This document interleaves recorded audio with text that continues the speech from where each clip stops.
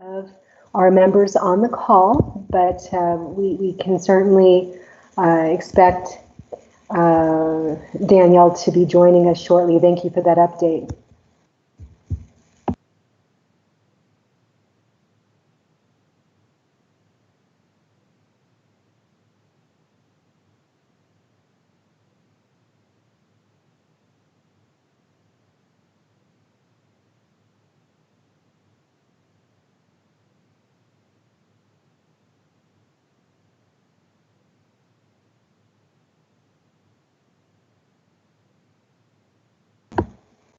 And it does look like a couple of our members are still in the process of joining, so we'll wait perhaps another minute or two to make sure everyone's here as we get started. And I wanted to say thank you very much for your understanding yesterday as we experienced technical difficulties, and we were able to resolve those issues today. And we thank you for your patience and flexibility as we've rescheduled yesterday's meeting to today. So thank you again.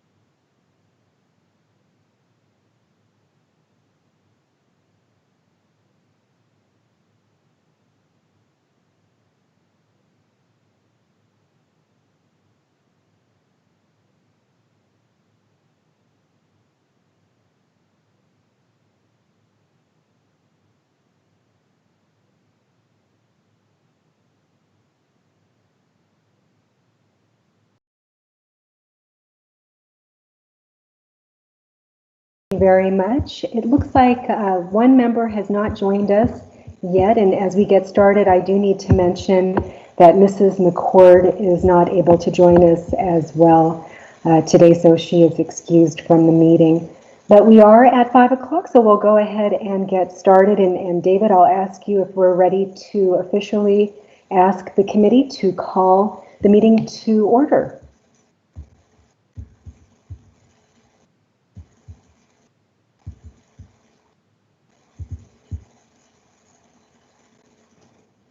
This is Annette. I will call the meeting to order. Move. Thank you. This is Danielle. Second. Perfect. And as we go into the meeting, I would like to ask for a quick confirmation from our IMT group that we are indeed live and can proceed.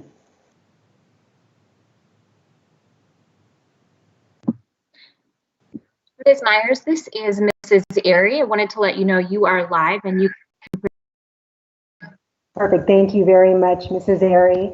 With that, we'll go ahead and ask for a vote. We have a motion and a second to call the meeting into order, rather. And if you would please, all in favor? Aye. Aye. Aye. Aye. Aye. Aye. Excuse me, Michelle, this is Marcy. Yes. I did not capture who seconded the call to order. Thank you. Would the maker of the motion and the second their names? Annette McCarty made the motion, and I believe it was Danielle Padilla seconded. Correct.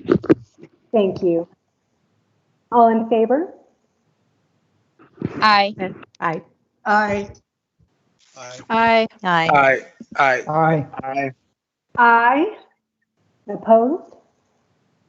Motion carries. Thank you. We'll move on now to agenda item number 2, which is the approval of the May 6, 2020 Citizens Advisory Committee meeting minutes.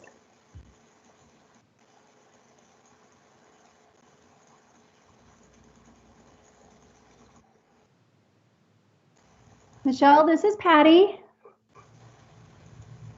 Hello. I move to accept the minutes as typed.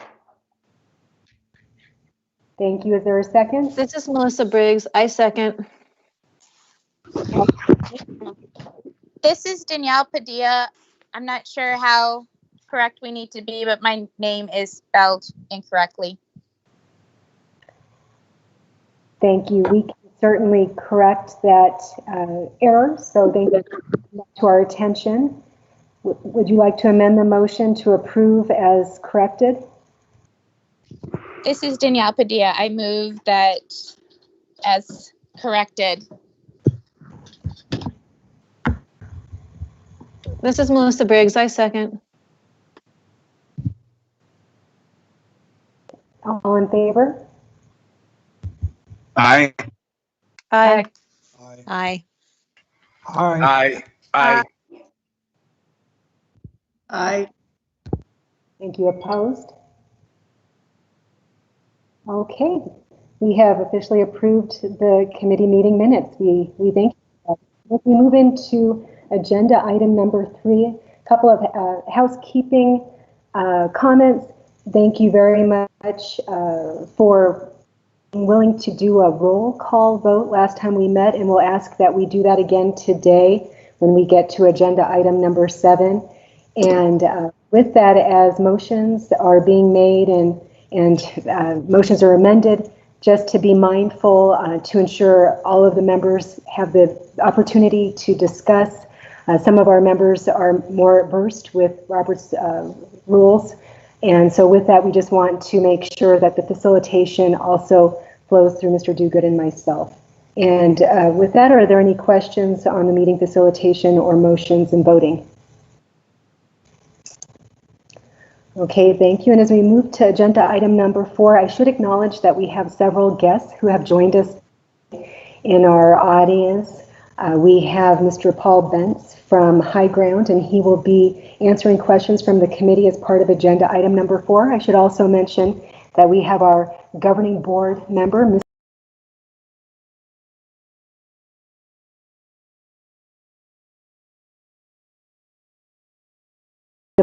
is participating as an audience member. We have our superintendent, Mrs. Pallas Thompson, our deputy superintendent, Dr. Reynolds. We also have Mr. Dave Peterson from ADM Group, who has joined us again for this meeting, as well as Mr. Brian Lundberg, who's the managing director with Stiefel, Nicholas and Company, the district's bond underwriter. So I just wanted to acknowledge that we do have guests and board members and our superintendent and deputy superintendent in the audience. And with that, I'll move on to agenda item number 4.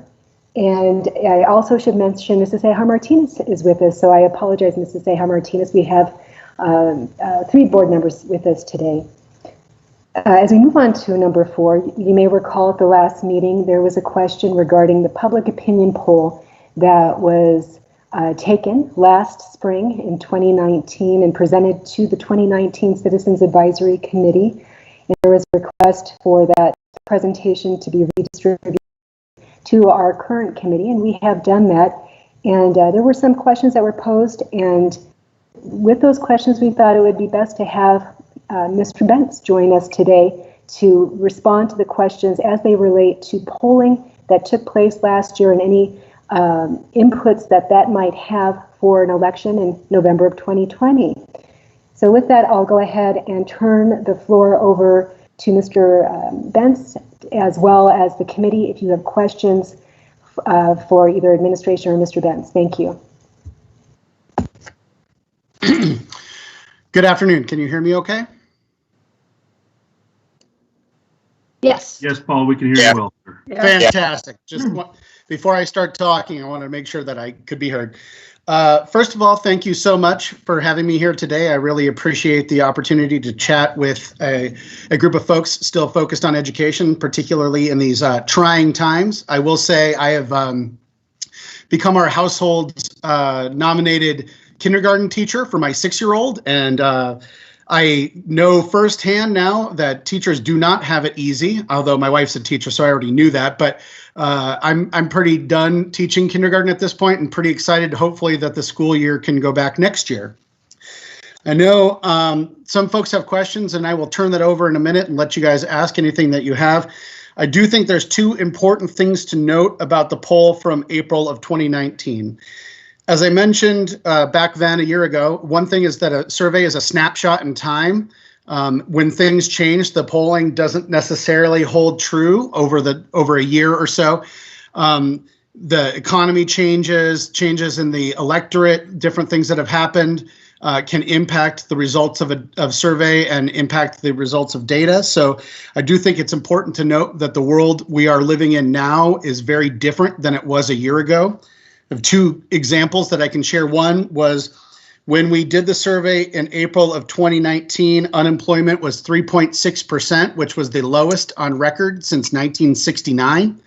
And now employment is at 14.7%. So unemployment has quintupled since that time. That would definitely have an impact on a taxpayer's desire to increase funding for things. And then secondarily, the Dow Jones Industrial Average in April of 2019 was 26,000, and we're down at 23,000. So we're about 3,000 points lower than we were at that time. Both economic indicators. There's others, I'm sure, that we could talk about, but there are things in here that I think are still very helpful and instructive when it comes to looking at voter opinions on things. But overall, this data is very different than what you might find now if you were to go out in March or May, of 2020. One other thing to note is that we did this with likely 2019 off-cycle election voters, which is we looked at who was likely to show up in an odd-numbered year. 2020 is going to be a presidential election. It's going to be a higher voter turnout year that might have impacts on the age demographics as well as the partisan demographics that we might see in this election. So those are a couple things to bear in mind when you look at old survey data. And with that, I'm certainly open to answer any questions that folks may have.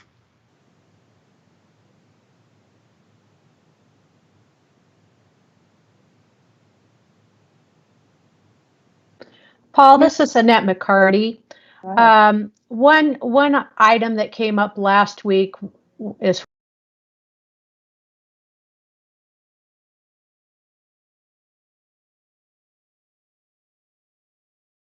going to be up, and we realize with the COVID that things are nuts. But the question becomes the success rate in going out for two questions, being a M&O override and a bond. Sure. And Brian from Stifel might be able to send you a pretty helpful chart that they've put together. I wouldn't want to steal their work about one question versus two questions. From our experience, what we do find is that if you were to go out for a bond, typically the bond will achieve higher approval than an override in most situations. But that doesn't mean both could not pass. That's not what I'm saying. But at the same time, we are looking at a significantly changed economy and a slowdown that must be taken into account when you're looking at any sort of additional spending or tax increases at this point.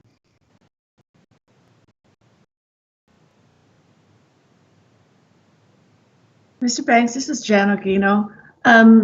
Do you know of any other districts actually going out for one of these measures in the 2020 election in this environment?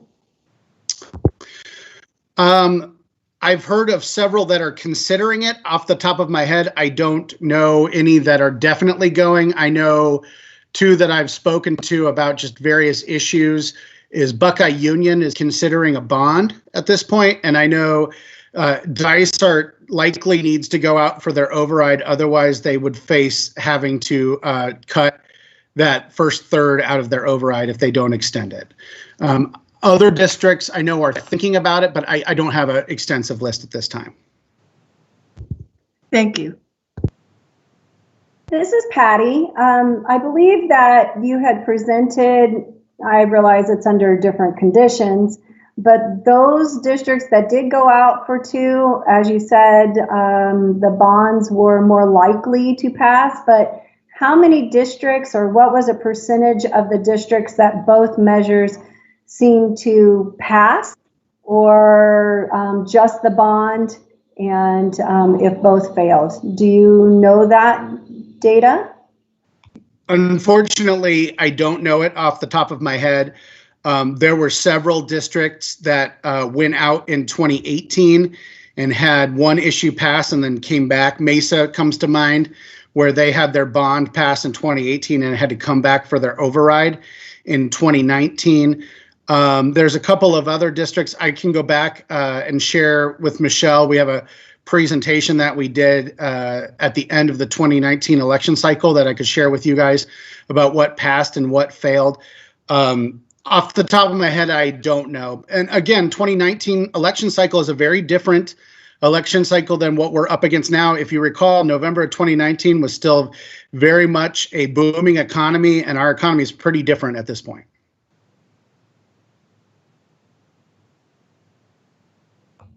Thank you. Hi, Paul. This is Armando Macias. How are you? I'm well, thank you. How are you? I'm good, thanks. Question regarding a comment that you touched on earlier about your appreciation now that you're a kindergarten teacher.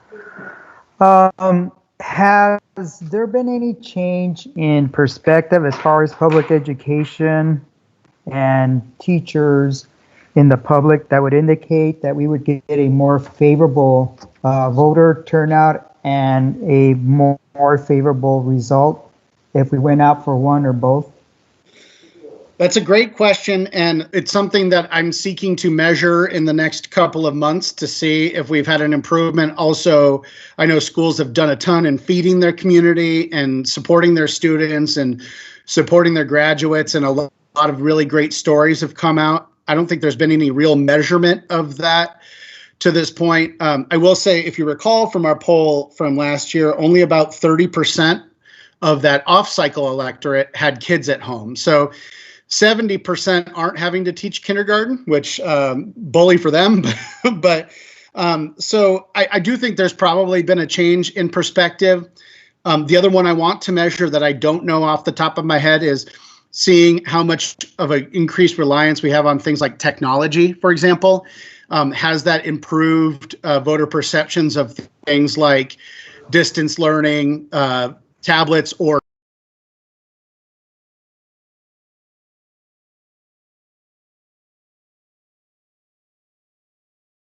that those items or needs would have gone up in this environment, but I don't have any data to reflect that at this point. Okay. One more question, please. So seeing that we came so close in passing last year's, I'm just wondering, have you had a chance, or did you have a chance to go back and look at the information that was gathered and maybe be able to pinpoint something that could have been done differently in order for us to be able to pass last year's measure? And I'll have to please offer a point of order for the agenda, as it's agendized as to discuss the public opinion poll and questions related to that. So I apologize, but I need to offer a point of order comment with that. Mr. Banks, it's Jan Okino. Did the poll, that last poll, because I don't remember, survey the business community in terms of what their data showed? Did you? No, this is a likely voter survey. This is the people who are most likely to show up in the November 2019 election. These are people who have a history of voting in off-cycle elections that are most likely to show up, because what we wanted to measure and present to the committee at the time is what was likely to happen if they were to go out and go for an election. So, you know, business owners, if they lived in Peoria, they would have been polled, but not specifically. No, this is not a business community survey. This is a likely voter survey. Okay, thank you. This is Melissa. Oh, go ahead, Melissa.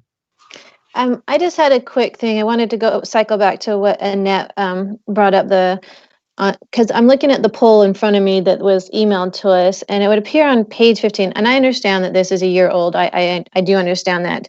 But she asked about voters supporting both if a bond and override questions were on the ballot, and looks like on page 15 you did ask that question of those that were polled.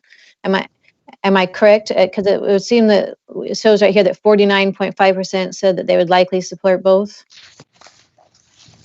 I'm looking for that. Give me 1 second here. And Robert, would you? Slide 15. Yeah, and with that, Robert, would you please also pull up the PDF so we can share that with folks watching online, the page he has the question on, or she has the question on. Thank you. Yes, that's the slide right there that I'm referring to. So yes, a year ago when we polled in the off-cycle electorate, what we had is basically 49% that were likely to support both. But what this shows is you look at that 15% that would support only the bond and only 4% that support only the override. What that shows is that a bond does better than an override. Now you can add those numbers cumulatively and say likely a bond would pass with 64% and an override would pass with 53%. But what we do know is that these numbers are, they tend to trend downward a little bit. And what that means is that a bond would be in the safer zone, but an override at the time would have been in a much bigger danger zone. Because what we like to see when we do a survey is we want an issue to be 55% or above when you test these in a poll. And the override in that case would not be in that range. Again, this is a year ago and a slightly different electorate. But that, I mean, I'm willing to explain any of these 2019 data, but I do warn you that it's very difficult to extrapolate data from a year ago in a different economy and with people not having been stuck at home for 2 months compared to now.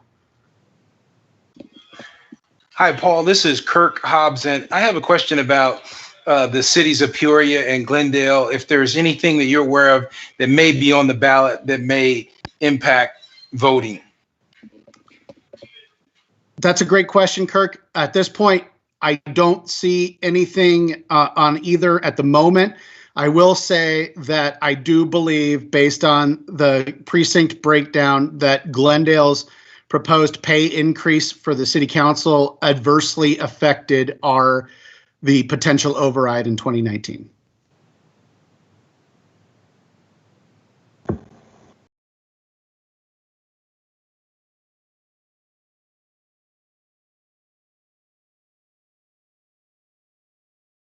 McCarty again on the slides on page 9 and 10 of the presentation.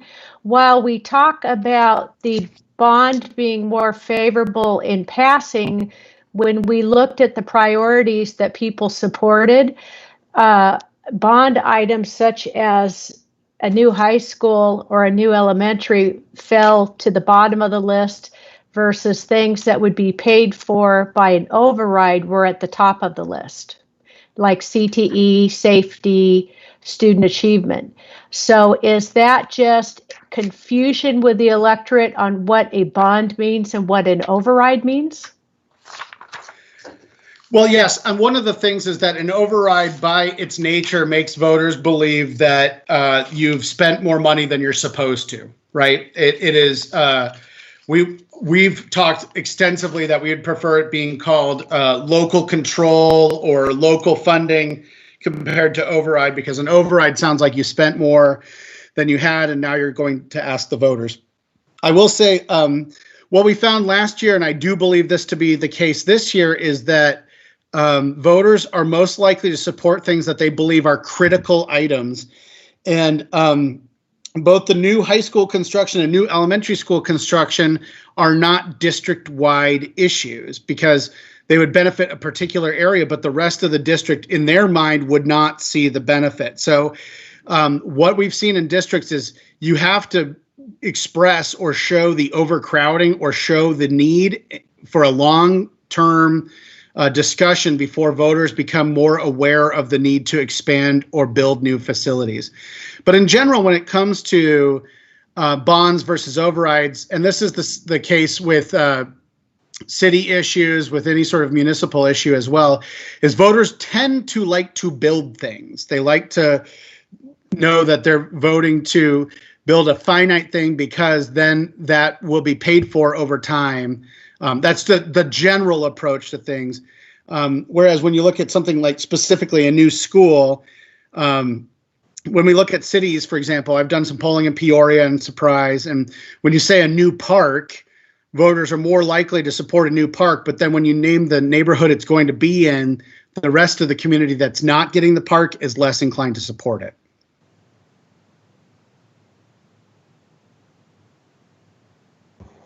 All right, thank you. Members, are there any other questions? Okay, hearing none, I'd like to say thank you, Mr. Bentz, for joining us today and answering questions regarding the opinion poll that was taken last year, and for your time today. Thank you.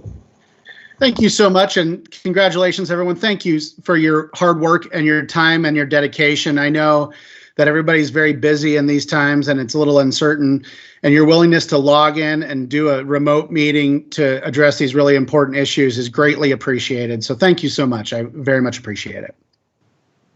Thank you for your time. Thank you. All right, goodbye, everybody. Okay, and now we'll move on to agenda item number 5, which is public comment. Mrs. Watson, I believe we have 2 public comments today. Yes, we do have 2 public comments, and the first is from Jamie McKinley. Her comment is, due to the fact that the Southern Peoria schools are primarily Title I schools and typically have a greater need for one-on-one educational help, having a super school with combining these elementary schools as a parent, in my opinion, is a terrible idea. The school classes would be larger, I'm assuming, which would only hurt the students and make it a larger community, which would be less personable to the students and families of each elementary school. And the second comment is from Annette McLeod. Her comment is, as a mother of high school and middle school aged children living in the northern part of the district, I would really like to see a bond on the ballot that includes progress towards the building of a new high school. Well, thank you very much. We'll now move on to agenda item number 6, which is discussion of bond authorization amounts, M&O override percentage. A reference presentation, but also, Robert, if I could ask you please to pull up the year 1 through 5 essential and critical project document, please. And we'll actually look at that first. Thank you very much. And members, you've received this in advance of the meeting, and also all of our meeting materials are available on the district's website for the community to review as well. And with that, I'll share that we've had several meetings where we've looked at information that was published by ADM Group or Think Smart Planning, including our Governing Board study session. And with the information that they've shared, I'll mention the 15-year planning horizon that has been presented that includes $301 million in facility project needs, ranging from high to medium and low, as well as we then further refined that $301 million down to $132 million in identified project over 5 as we continue to further distill that note at what ADM had broken down further to priority projects that they have now helped us better define as essential and critical. You'll recall last time we met, we looked at that $119 million 5-year total by elementary and high school and district facilities. And so what Mr. Peterson has done to help us answer questions from the committee, because there were a handful of questions, they've further refined those amounts by location to be defined as either essential or critical. And the definition of essential, as you'll see here in this document, includes roofing, electrical infrastructure, plumbing infrastructure, HVAC, and fire life safety. Where critical is defined as site improvements, site utilities, foundation, substructure, superstructure, exterior wall system, exterior doors, interior partitions and interior doors, floor finishes, interior wall finishes, interior ceiling finishes, systems related to plumbing, fixtures, electrical lighting, and equipment and furnishing. Some needs were identified, critical needs related to some failing built-in equipment. And so we have Mr. Peterson with us today to answer questions, but you'll note on this document, if you scroll down, he also further then helped us identify of those two categories what he would define as safety concerns. And so we have those percentages as well. And before I move to the actual presentation, you'll see that this further refined information, coupled with some of the questions that were posed at the last meeting, have contributed to what we're calling a committee member input scenario that we are adding to the 3 scenarios that we presented on May 6th. But before we move on, I'd like to turn the floor over to the committee to ask questions, and Mr. Peterson is available to answer the questions on this additional work that has been done since we last met.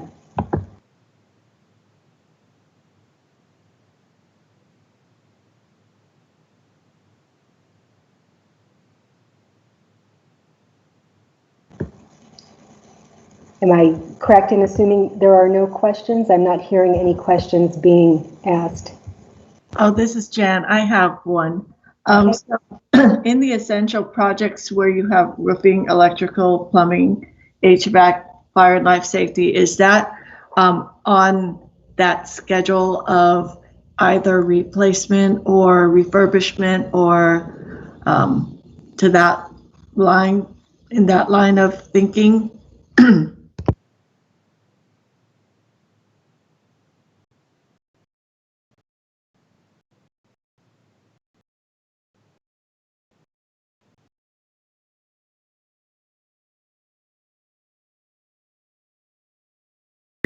Thank you guys for your work.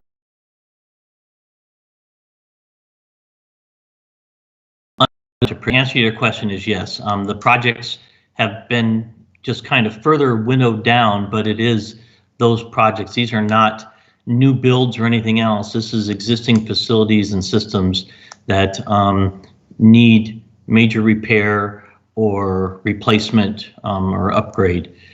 So if it's a typical type of a repair, that would be an M&O item, but these are major capital type of improvements. Thank you, Mr. Peterson.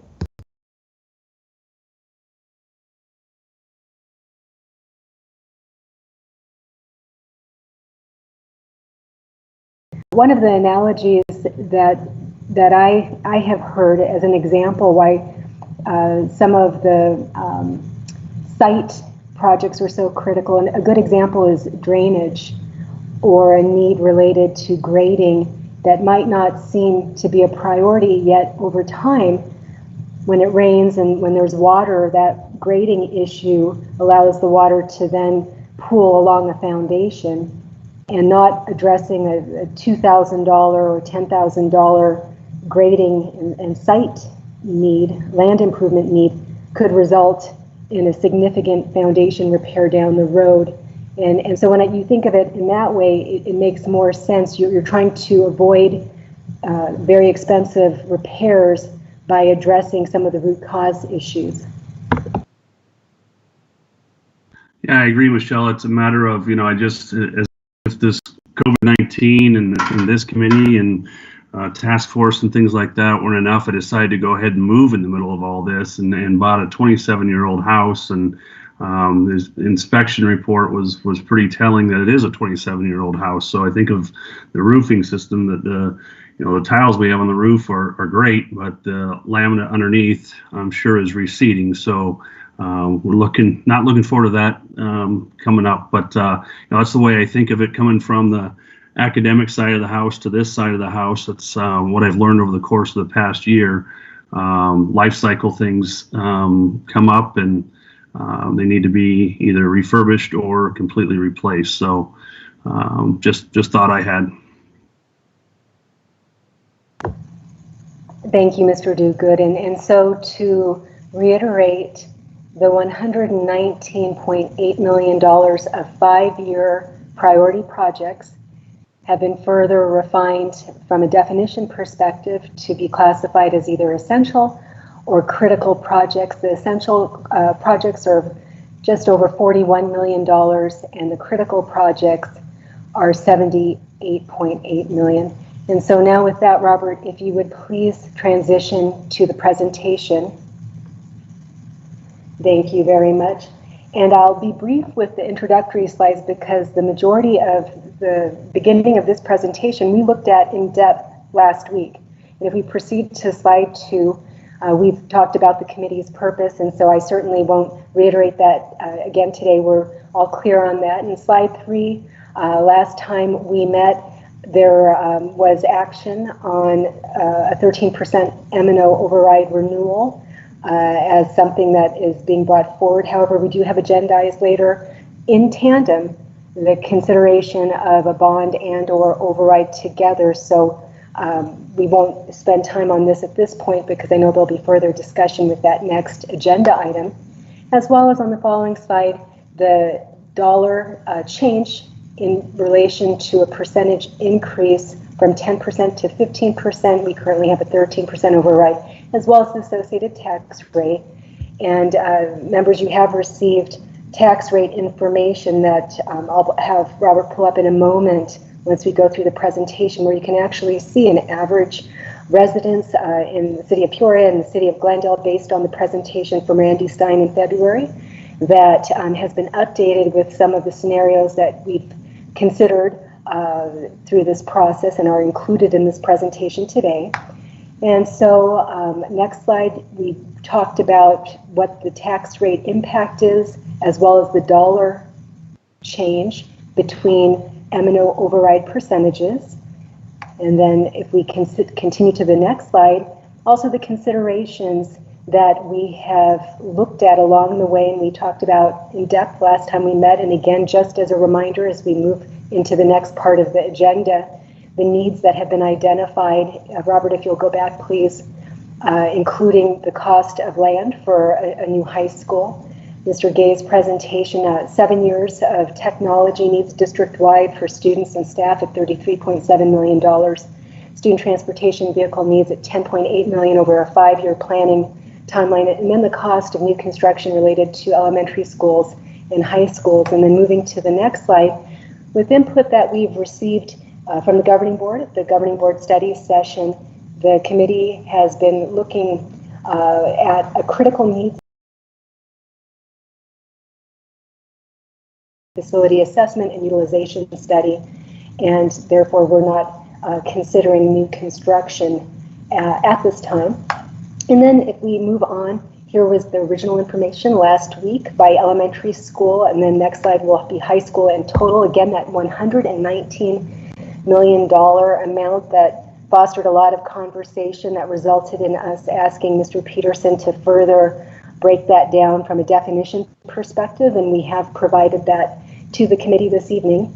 And then with that set last week brought us to 3 scenarios that we looked at and talked about in depth. And on the next slide, you'll see that first scenario just as a reminder. We're considering this a mid-range or a critical needs bond dollar amount, and we talked about the $119 million amount that is broken out in the first 3 rows. We've looked at options with the scenarios to include land and technology. This was the largest amount we considered. Remaining dollars as capital funding over the next 5 years to refine that need amount down to what could be considered a critical needs bond. And I would like to offer a comment here, and I'll highlight it again with the new scenario that we've brought to the table based on committee member input. There are assumptions in the column where we're allocating capital budget over 5 years, meaning there's an assumption that the district additional assistance funding restoration continues, and that would be in place to allow us to use $6 million worth of capital funding each year in conjunction with our remaining bond dollars to reduce the need that we have identified district-wide from an elementary, high school, and district facility upgrade and repair perspective, the land that we know we need to purchase for a future high school, as well as technology and transportation needs. I want to offer that caveat for consideration as we continue. If we move to the next slide, I'll just remind the committee this is The first amortization scenario we looked at back in April. So we looked at this last week. If you go to the next slide, based on a committee member's request to show an example of a shorter amortization, we subsequently brought that forward for consideration, noting that the shorter the payback of a bond sale, the less flexibility you have with the tax rate. But in either scenario, be it a more extended amortization or a shortened amortization, or with the mid-range amortization that we're also bringing today, just to basically show we've looked at all three ranges, a more extended time frame, a short time frame, and a middle ground time frame, we are able, with the scenarios, to maintain a static flat tax rate or a declining tax rate without a tax increase. However, with the shortened amortization, we noted last time we met that because of the shortened amortization, it would put pressure on the district to have another bond authorization for 8 years from November 2020 that would be greater than $25 to $50 million without having a tax rate increase, because the payback time would be so short with the scenario that we were asked to present. So that would not be a viable option in all cases if we needed to move forward with new school construction, as an example, for a high school. And then on the next slide, here's the mid-range example. And you'll see that in all three scenarios that we've added that mid-range example, which is in between the April 22nd and May 4th scenarios. Here, this one was run on May 11th, and the difference with this mid-range is it creates the capacity or the ability to have another bond authorization within the next 8 years that could be around $160 million. So if we're considering a critical needs bond and would have a new construction need in a short time frame, this would offer the flexibility for both scenarios while maintaining a declining or static tax rate. And before I move on to the next scenario, I'm going to ask Mr. Luttenberg, are there any comments you'd like to make on this new mid-range amortization before I move on? I think you covered it very well, Michelle. You can take questions later as they come up. Michelle, hi, this is Kirk Hobbs. Do you mind at some point repeating what you said?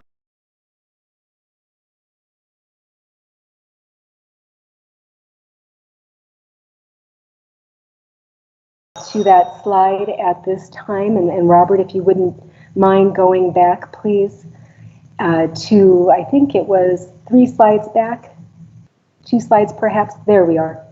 So my comment was as follows. With this first scenario, we have the full $119 million of identified needs for the next 5 years, and the majority of the technology needs, as well as a smaller amount for transportation. So that comes out to $169 million. I'll round down with that. We then look at remaining bond dollars we have, which are just under $15 million from our 2012 program. We've talked about that with the committee as we've met over the months. Then my comment about capital is each year with M&O funding, we receive capital funding based on our average daily membership. Is severely cut for their capital funding. And in fact, at the peak of those cuts, the district had a reduction of over $15 million in 1 year. And recently there's been the capital restoration, or you might hear it as district additional assistance restoration, where basically over 5 years, 1 year of cuts was going to be restored. So over that time period, districts would start receiving their capital funding. Now I can share that this is year 2 of the 5 years, and in those first 2 years, the state has actually restored districts 3 of the 5 years, meaning instead of dividing that 1 year of cuts by 5 years and saying, okay, each year you're getting a fifth, they actually were able, because the economy and the revenue stream was so good, they were actually able to make payments for years 2 and 3 in year 2. So basically over the last 2 years, we got 3 years of payments. And then before the COVID crisis hit and the baseline support budget was adopted, there was discussion that next year, in fiscal year 2021, districts would receive the remainder of the 5 years of restoration, and they basically pay the 2 final years in 1 year. So districts would have been restored over 3 years versus 5. That subsequently was cut, and we're getting 1 year of restoration next year, which the difference was about $2.8 million, not getting year 5. Well, my comment with that is, assuming that that restoration continues, the district could allocate some of that annual capital funding to identified capital needs. However, there's a history with that funding being cut, and also with the COVID crisis now, there are some unknowns. The states published they're expecting a $1.1 billion revenue shortfall that came out from the Joint Legislative Budget Committee, with variation of $500 million either way. There's a caveat there. So I just like to offer that caveat myself, that this scenario that we've offered would assume full capital restoration, and that restoration would continue. Okay, thank you. I appreciate it. Thank you. Thank you, Robert. If we could please now go to scenario number 2. Thank you. And so again, this scenario was presented last time we met. It's not new. Just a reminder, it is a smaller dollar amount. You'll see that we've reduced the technology and transportation amounts to bring the total down. Again, the same amount of capital, and 2012 remaining bond proceeds is being used to reduce that identified need. The net difference is an amount that could be identified for a critical needs bond in 2020. The trade-off is lower technology and transportation funding. And then again, we've got the same scenarios that we had last time. On the next slide, we had the shortened amortization. This one was new because it was $115 million, I'm rounding up, authorization. So we didn't have an April 22nd scenario to compare to. So we offered simply the example of a shortened amortization, again with the same limitations because of the timeline, that if we were to have another bond authorization, say for new construction, it would be capped at $50 million because there could be an impact on the tax rate. Again, not that we don't have the capacity to have another bond authorization, it's more so the timing. And when we talk about amortization, and you can have a 15-year mortgage, you can have a 20-year, a 30-year. You buy a car, it has a 5-year loan typically. And so you can try to tighten it back, but if the shorter the payback, the larger the payment, and the more impact on the tax rate to provide the dollars for that larger payment for the shorter amortization, just to make that connection again. So then on the next slide, we've included that mid-range scenario from an amortization perspective, showing again the decrease or the level, it kind of decreases and then flattens out and then decreases. This mid-range scenario would allow new construction bond within the next 8 years, again, up to $160 million. And then finally, the third scenario that we looked at last time we met, the difference with this scenario is it does not include the new high school land. And so that would come down to around $100 million. And the longer amortization that's shown on the next slide. And then we've got the shortened amortization we looked at last time we met, again with the caveat with the cap of 50 million, and then the mid-range that's new that we've added for consideration. So those three scenarios we talked about at length.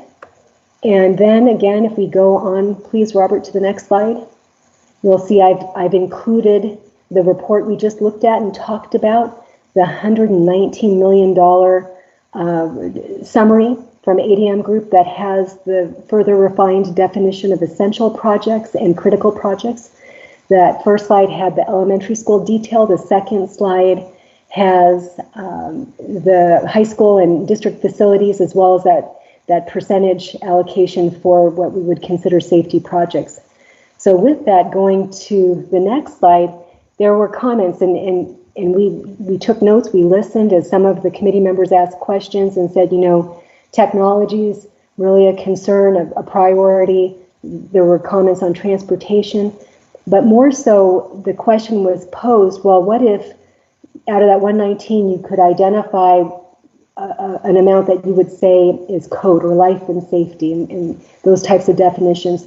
So going to the definition of essential coupled with the safety percentage for the critical projects with a 30% contingency, and I did check with Dave Peterson, that is reasonable. You could whittle down that 119 to a smaller amount. However, and here again is my caveat, going back to the district additional assistance, with the other scenarios, we're covering the full $119 million of 5-year priorities that are very important. And using that analogy of the drainage and a foundation, or we've heard car analogies, you have to do certain maintenance exercises with the vehicle or it'll break down. If we don't do certain system-related work over the next 5 years, it will create a cost down the road.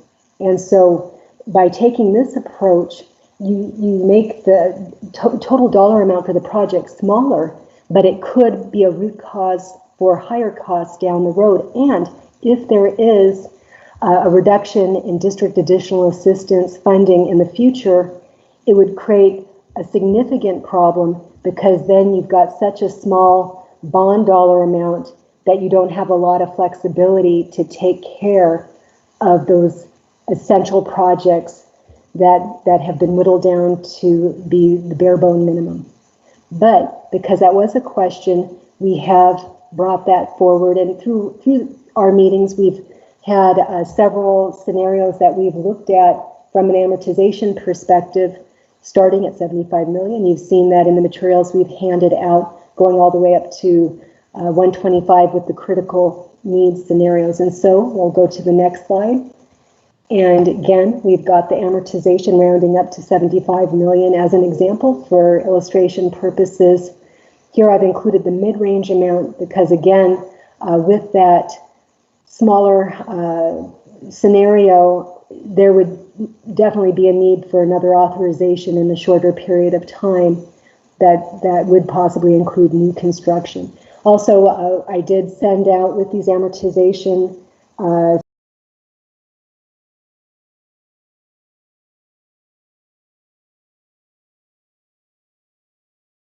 we move on, I've got the last slide is questions, but I will pull up the tax rate scenario summary. Robert, if you could do that, please.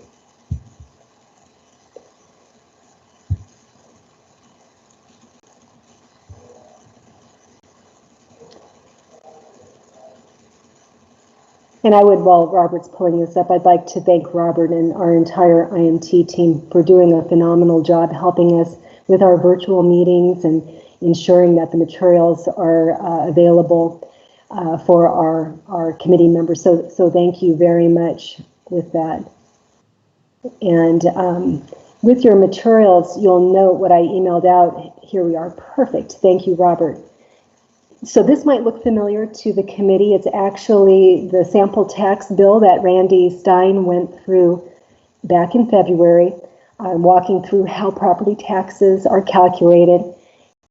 And we compared what we would call a Zestimate or a fair market value to a full cash value, limited property value, and the limited assessed valuation. And so sometimes you'll hear us say per $100 of limited assessed valuation. So we walked through the exercise of how we calculate it. And if you go down to the green bar, just for a point of reference, here's how you calculate it. You basically divide the limited assessed valuation by 100 and you multiply it times the tax rate. And in this example, we have our current existing $229 million of bond sales at $1.52. I'll round that back to 2 decimal points per $100 of limited assessed valuation. And then our override at $1.42, and the associated property taxes for the average home in Peoria and Glendale. So then if you go to the next page, please, Robert, you'll see that for the mid-range amortization, we did the same calculation to show what the tax impact would be for each scenario, and also to demonstrate if we scroll up and kind of toggle between that green chart and then the 4 scenarios on the second page. So Robert, if you'd scroll up, please. Perfect, thank you. Note the 510 and the 422. If you then go down to all 4 scenarios, each scenario is actually lower than the scenario that reflects our current tax rate. Now, the way this was calculated is, of course, the amortization periods were over 5 years, meaning they were longer than 5 years in each of these examples, but we took the projection of the average tax rate for each scenario for 5 years for each bond authorization threshold to come up with what we would calculate as the average tax rate for that period of time. And then we kept the M&O override percentage static. And I'll ask Mr. Lundberg to comment, perhaps, or to help clarify this for me as I comment on this. There is no assumption of an increase in assessed valuation with the override tax rate if it were to be renewed. So we kept it at the current rate. But if you could, Mr. Lundberg, perhaps talk about assessed valuation and the calculations, please. Correct. In both the bond scenarios and looking at the future override tax rate, assuming a constant tax rate means basically the override dollar amount would not change, and it also would mean that it doesn't take into account the home values are changing as well. So it's kind of like looking at payments rather than that tax rate, and not relying on assessed value to make projections in the future. It's a conservative approach to doing this. Thank you. And Robert, I'll ask you to go back, please, to the presentation. And with that, I have covered all of the slides in the presentation, and I can certainly open the floor up for questions on the additional mid-range amortizations that we've offered that are new from last week, or that member input scenario that was added to the 3 scenarios that we looked at when we met on May 6th. And I'll go ahead and at this point stand for any questions. Michelle, this is Melissa Briggs. I had 2 questions that I thought about as you were doing this presentation. The first one is, if we were to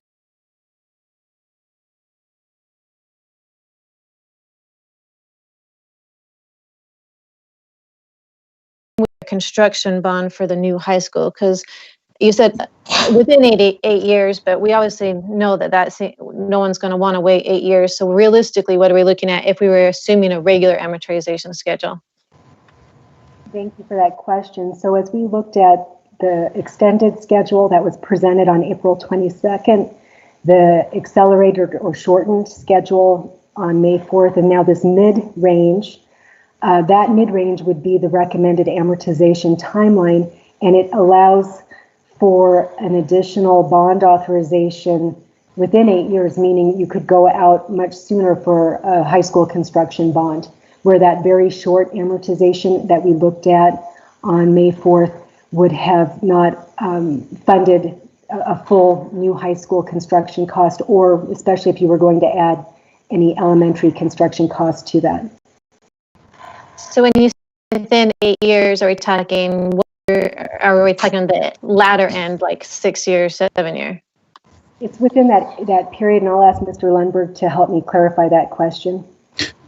No problem. Just to make things simple, we made the assumption, trying to be conservative, that there would be another election in a couple of years, and from that election there would be 5 years of sales after that. So basically within the next 7 years, the voter approval would be gained, and all the bonds would be issued over a 7-year period. So basically a November 22nd, 2022 election, and 5 years of sales after that is what we assumed, just to try and be conservative and see if a next phase would fit in with this type of amortization. Thank you. That does answer my question, my first question. My second question is, and I'm saying this with all because I actually really want to know the answer to this one, is when you're giving these presentations, it's noticeable that the district is putting a lot of emphasis on certain priority items, and that emphasis is not on the new high school. So I'm curious what the district, how they do view the overutilization of Liberty. I mean, if we're talking 2022 election, then we're not going to be building it for a couple of years after that, assuming it passes. How do you view that situation at Liberty then, since it doesn't seem to be on the things that you are consistently emphasizing in these presentations? Well, thank you for that question. And on May 1st, we had the governing board study session, and we received input from our governing board as well as the data sets that we were given, not only with the facility assessment, but the facility utilization study. And we know, and we've shared with the Citizens Advisory Committee, that there's a pending future committee to look at utilization and next steps related to some of our schools that have lower enrollment, possibly to look at boundaries and those types of future decisions. And because that next step needs to occur, and there are some open questions, the direction we received was more on the critical needs end. And that's why we have, in recent meetings, focused on the critical needs versus the comprehensive bond question. Mr. Duguid, would you like to add to my comments? No, Michelle, I think you covered that well. I would agree with what you just said.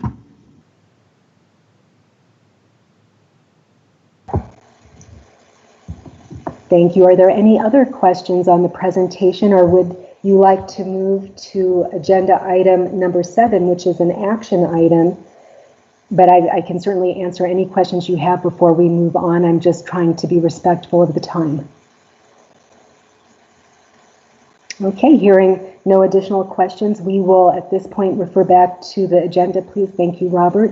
And we will officially move on to agenda item number 7. This is an action item, and it reads M&O Override percentage and funding categories recommendation or recommendations, plural S, and or bond authorization amounts, categories, recommendation or recommendations for November 3rd, 2020 election. And I will remind the committee that as we concluded the meeting on May 6th, there was a motion and a second that was subsequently tabled. And this agenda item will allow that tabled former motion or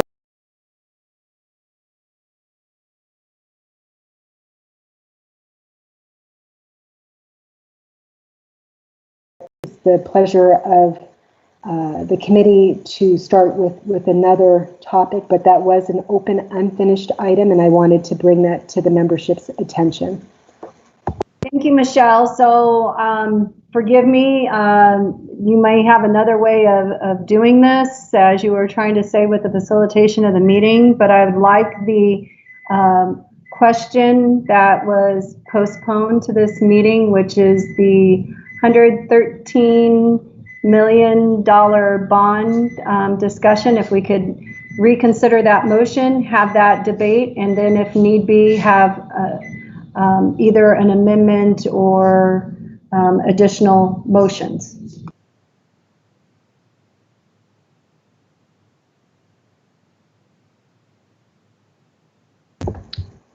Thank you, Dr. Beltram, for that summary.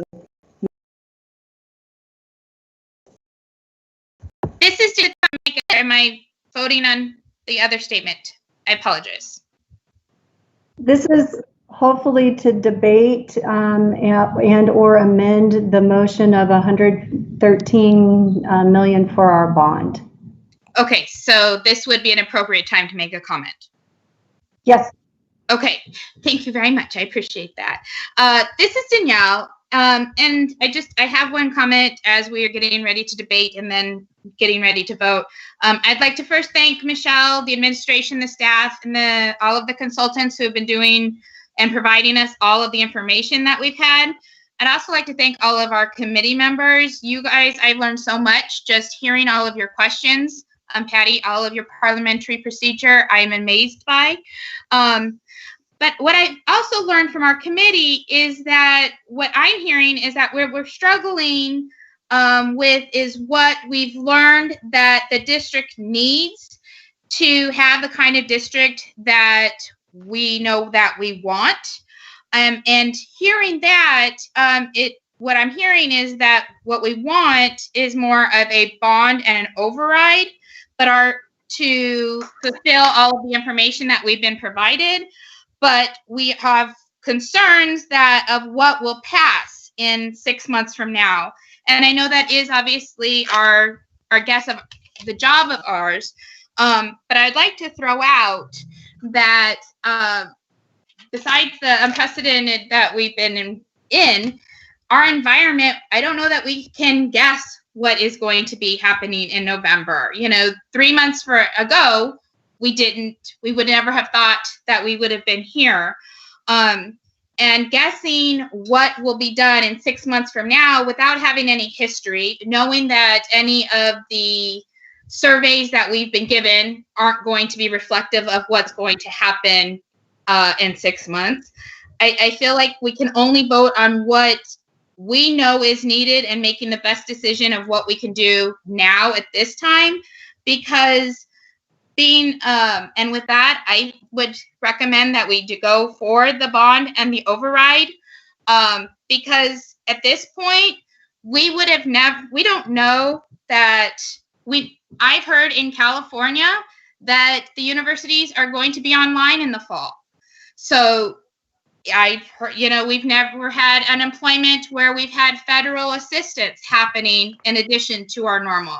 So there is not any information that we can go, okay, well, I feel confident that the voters will vote this in 6 months from now, because from day to day, when I open up the computer, I don't know what my day will bring. So for us to kind of be trying to guess what is going to happen, I think is also having us pushing off and digging a deeper hole for us to try and dig out of later. I guess I've had lots of notes trying to go here, you guys, and I apologize. I guess I'm just really concerned with us looking ahead. I understand the whole point of us doing what we are doing is to try and put something on the ballot that we believe will pass.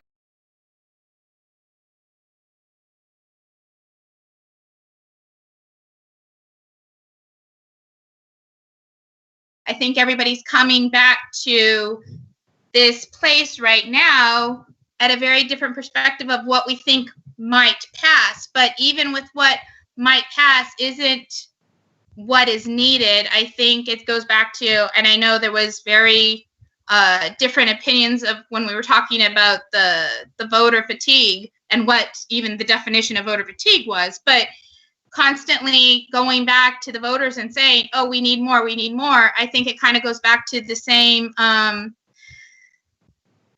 the way people hear and perceive things. When they were talking about the override, it says that voters perceive that we've blown our budget and we're now asking the voters to give us more money. And so I think language and perception, and I certainly had no idea the extent of information. I mean, that has been put in to giving our presentations for all of us on the committee to go through all of this, and then trying to speak to people in our circles to find out what their opinions are so that we can come back as a representation to be on this committee. I really give a lot to the board because they have to take our recommendations and then actually make the decisions. But I think all of us have a wonderful perspectives, but I think we need to vote on what we think is best for today, as of May 14th at, before 7 p.m. to decide what we need right now. Because guessing what might be needed in 6 months or what might pass in 6 months, I think is going to be difficult, if not impossible, to So, do. Danielle, this is Kirk Hobbs. So, can I summarize what I think I hear you saying? Yes, So I think I hear you saying that we should vote based on need versus based on anticipating or trying to guess what our electorate will approve. Is that what you're saying? a lot, 3 pages worth of notes you concised very nicely. But I don't want it to be so simple. I'm not trying to put my head in the sand going, well, gee, we know what's best. So, whatever to what's going to happen on the vote. I understand what's important to the vote, but before we spend, hours trying to guess what's going to happen in the vote in 6 months, let's look at what we think is best for us to make the decision right now. And on top of that, you're saying that you're recommending that we go out for both a bond and an override. Yes, I am. Okay, thank you. Thank you. I appreciate it. Thank you guys for your time. Patty, this is Jan. So on the state level, the state already knows right now, technology is a need now. Technology is going to be a need in the future. Personally, I'm not going to vote for anything that cuts technology out. So this will be a no for me, this 113.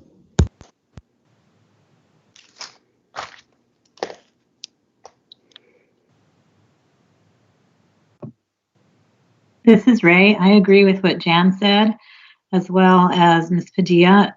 We do have to look at the needs. The needs are real, and the recent closures have shown us, without a doubt, how important these needs are. And I believe that our communities will support us.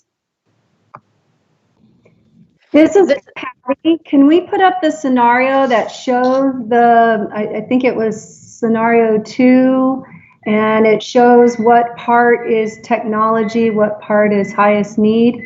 And then I'll just ask, Jan, you're clarifying, is that because the technology is not all, it's not the 33 million, it's only the 15 million. That's the reason why you're saying no to this one, just so that I understand.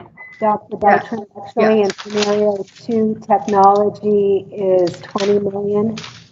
The need was reduced from 33.7, but then the amount that would be applied to a bond was 15, just to clarify. Yes, and that's still a third of the figure that's not there. Well, So it's the 20 million is being split between the capital and the bond column. I just wanted to make sure everyone was following that. It's not being reduced to 15 million in total. oh no, I know that. I know Okay. that. But their needs were 33, and to me that really, for future use, that's not enough, but that's what they said their need was. And on the state level, we have, for reopening schools, we have technology as a priority as well. Now, how the state is going to handle that funding, I don't know if they're going to handle any kind of funding for technology. I'm going to assume that health is going to come first and some other issues are going to come first and technology won't. But the fact that we're talking about it as a need now and a need going into the future, that means, I personally don't think I'm going to go for a scenario in which cut, or it's less than what they asked for, or at least, I know that there's 3 million that isn't on there, but as close to what they asked for as possible.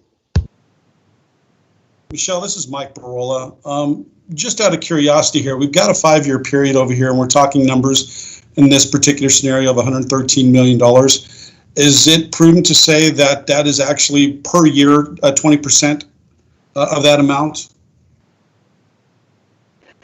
So what's needed for next year is only actually 20% of that 113?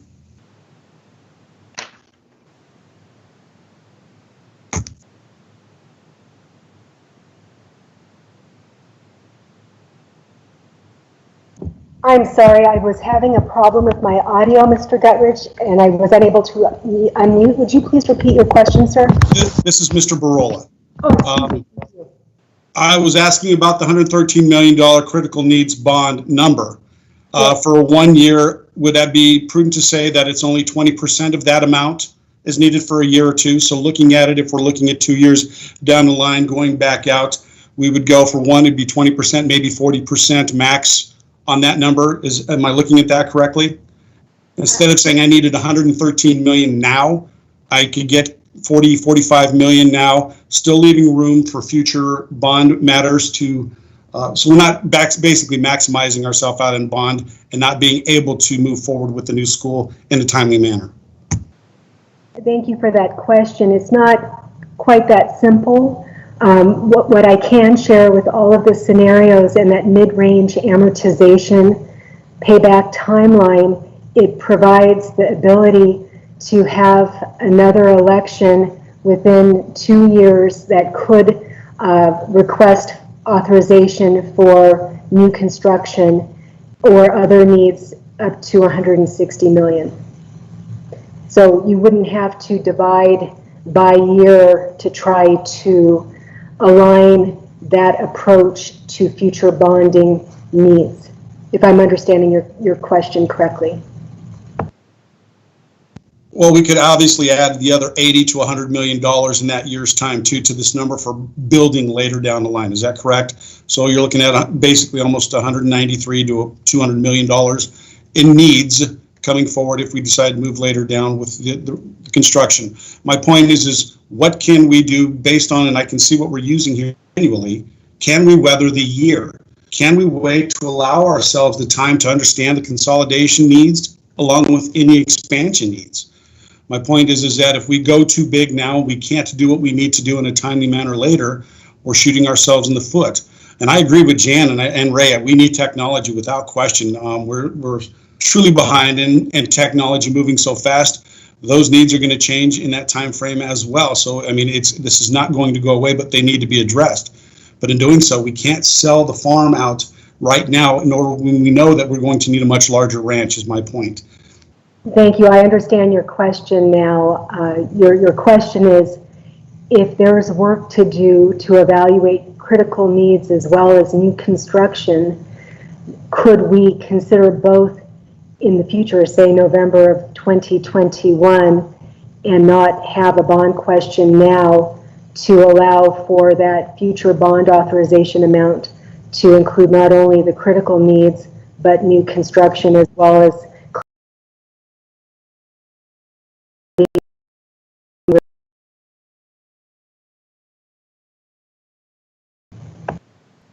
Michelle, this is Patty Beltram.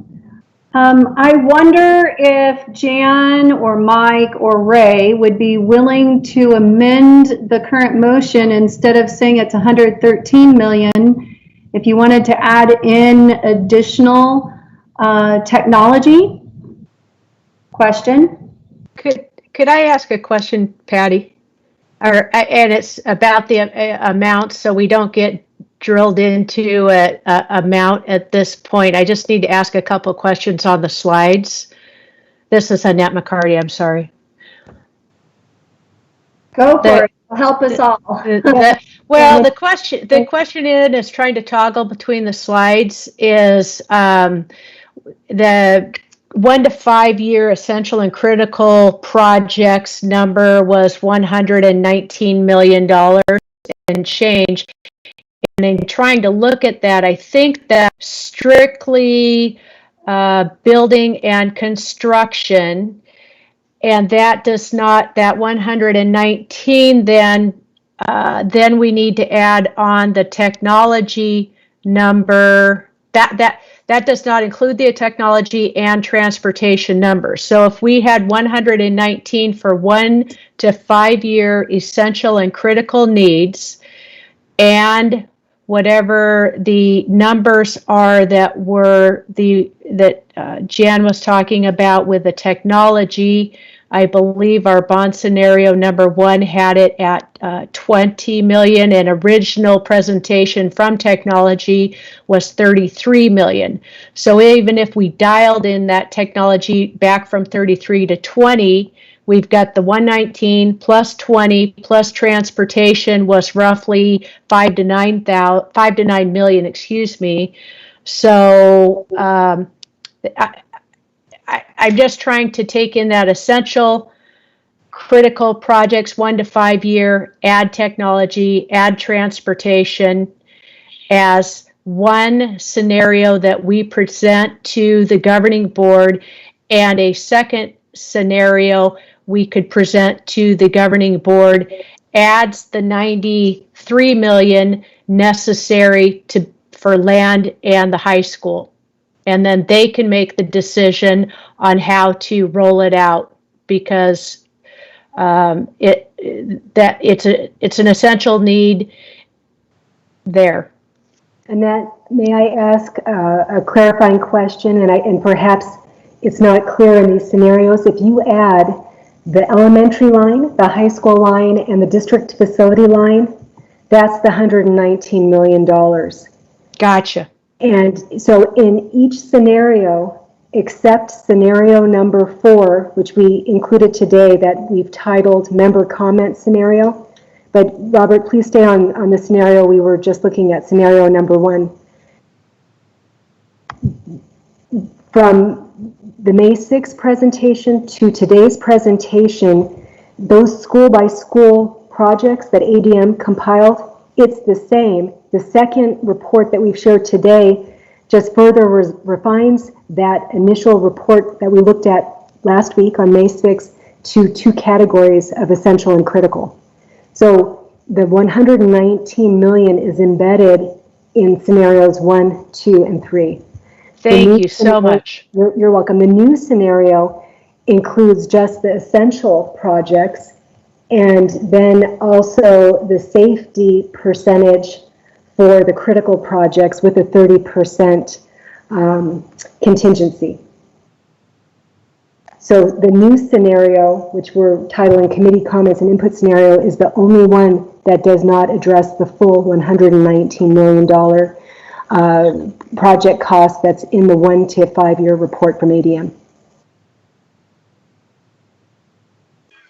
Hi, this is Kirk Hobbs, and I see our challenge or our question about what kind of bond we were going to go out for in a comprehensive bond or critical needs bond. And I think we all agree that critical needs bond is probably the more acceptable bond to go out for. And if we look at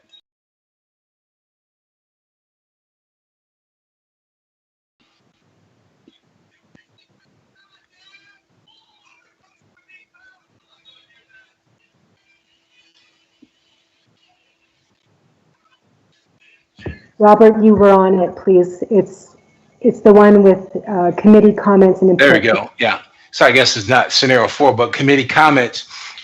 When we look at this, and we say critical needs, but in the way that they've defined critical versus essential, I think those terms are kind of seem to be backwards. But so if we look at what essential, which is most critical for repairs and upgrades of the high schools and elementary schools, this offers that, meeting that goal of what's truly essential. And then we also look at, in this case, we look at the offering some consideration for the new high school by putting money on their. Then when we listen to what Jan and Mike are sharing and Ray about the need for technology, that the technology number is there as well. And we still come out with a bond that is far less than the other bond amounts. And I agree with Danielle that we should go, I feel that we should go out for both the override and the bond. But I do believe that we should try to estimate what we think our electorate, our voters will approve, because we have a history here. We have 2 years of attempting to go out and ask for money, and they said no both times. Now, the last time it was very close, but nonetheless, we had 60 people that showed up at the governing board meeting and expressed a lot of concern. I think that concern of a certain part of our electorate is still there, and so to try to be as accurate as we can about what we would recommend that is both critical and what is something that it can be approved. This bond seems to be the best scenario for us, and so that's just the input that I would offer as it relates to the bond.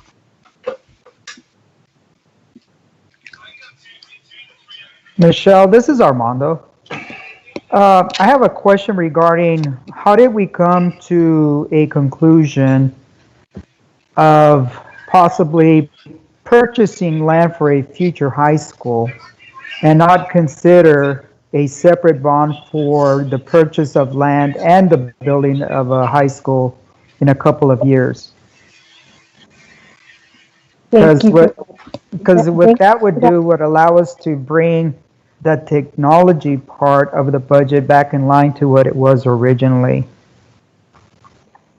That is correct. For consideration purposes, the land has been included in several scenarios.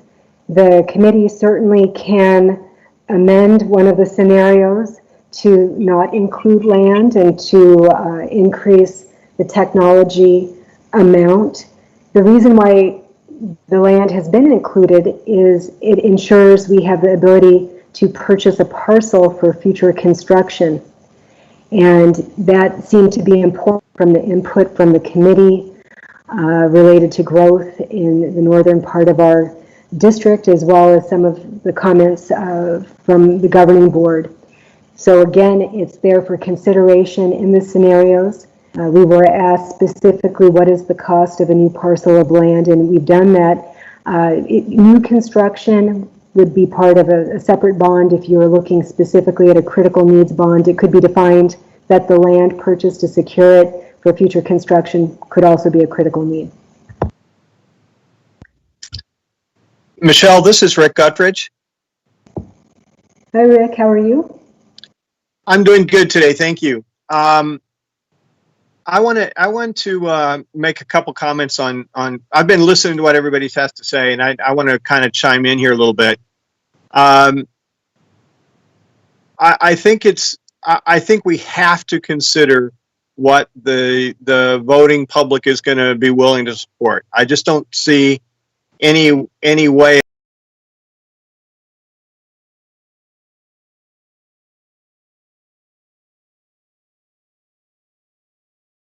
You don't come up with something that they're going to like, you're not going to have anything to meet critical needs, critical repairs. The override will go away, and the voters who want their tax cuts can get it just by saying no. They have to take no more action than that. Okay, so that said, I want to add these additional comments. I think it's important that we address the essential safety issues, which in this committee comments and input scenario, what we're calling scenario 4, I want to talk about specific items on that. And maybe that will kind of inform our discussion on the bond a little bit more. First of all, I think it's critical that we do the bad choice of words. It's essential that we do the essential and safety stuff. And I believe and I'll just talk about the elementary schools. That's the $30,848,000. It's also important that we have funding to address what were characterized as critical needs, because we simply don't know. We're sort of rolling the dice here that maybe the critical needs stuff can be put off a little, but we better have some funds to take care of those things. If you've got a ponding around the foundation of one of the elementary schools, and it's going to take $10,000 to fix that, that wasn't characterized as essential, but it has to be done. and that would come out of that 30% contingency. So I think that approach makes sense. And this particular scenario also addresses Mike and Jan and Ray's concerns about technology, which I agree with all three of them on that particular point. And this scenario puts all of the recommended technology funding in, plus all of the recommended transportation funding in. The only comment I would make with regard to the land purchase is I would prefer that we not do the land this go around, because we simply don't know where to build that high school yet. It's going to depend on how the north part of the district fills out and when it fills out, when these subdivisions are completed and which ones are completed first. I don't think we have good visibility on that. And if we were to wait a couple years, if we do the payback schedule such that in two years we come back for another bond, specifically for the high school construction, we'd have a much better understanding of where that high school should go and where the land should be to support that high school. That said, we still must do something about the situation at Liberty. And we've kicked around the idea of building an expansion there. And I know there's been some opposition to that thought because it wouldn't necessarily address the cafeteria space or seating for lunches and parking issues and stuff like that. We mentioned the thought of doing some stuff offline, and a thought that I had, and this may get us a little bit off topic, and if you guys want me to stop on it, I will. But one of the thoughts was, if you could take, we're already doing stuff offline, and we believe that offline or online education is going to be a bigger part of the future going forward. Maybe it's important that our seniors learn how to do that. That might be part of their essential education. So as a thing to kick around, what if we were to take and set up a temporary facility, say somewhere up in Vistancia, that a certain percentage of say the seniors, say 20% of the seniors, on Monday, 20% of them are going to go up to this facility in Vistancia and do their stuff online. And then the other 4 days of the week, they're back on campus as regular students. And if we rotated, 20% of the students up to that facility during the week, we would not commit funds to building a high school yet until we know where it's best to build it.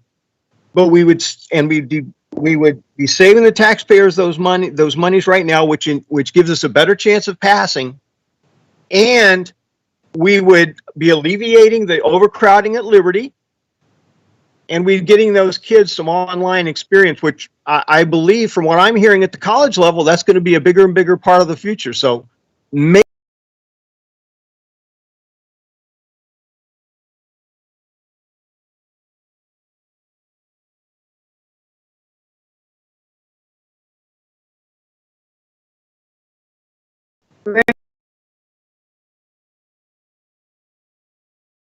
we are, as public districts, are not allowed to have an AOI. The Board of Ed is discussing that right now for a temporary application for an AOI, but that's not the purview of our committee anyway. But that is probably one reason why we don't do that now. I hear that could be a solution. I totally get that. I would kind of be for it myself. But, I don't think that's what we can decide. Hey, Jan, could you define AOI? It's Academy Online, I believe. Attendance on instruction. Oh, yeah, sorry. But the has to do with applying for a virtual type academy, kind of like what's Primavera, that sort of thing, and districts typically don't have the ability to do that. And even now, the charters who don't do that have to apply for that through the charter board. So I know they're talking about that right now because of what could happen in the fall. But And Jan and Rick, thank you for those comments. We do need to be mindful of the actual agenda item.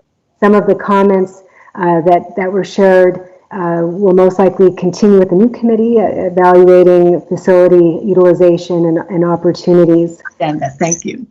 So, Michelle, can I ask you about this scenario then? So this scenario really, I like this scenario because it has to do with the essential components of the bond that we absolutely need to get done, and it includes all the technology and it includes the land. So, Miss Patty, I don't know how to do this, honey.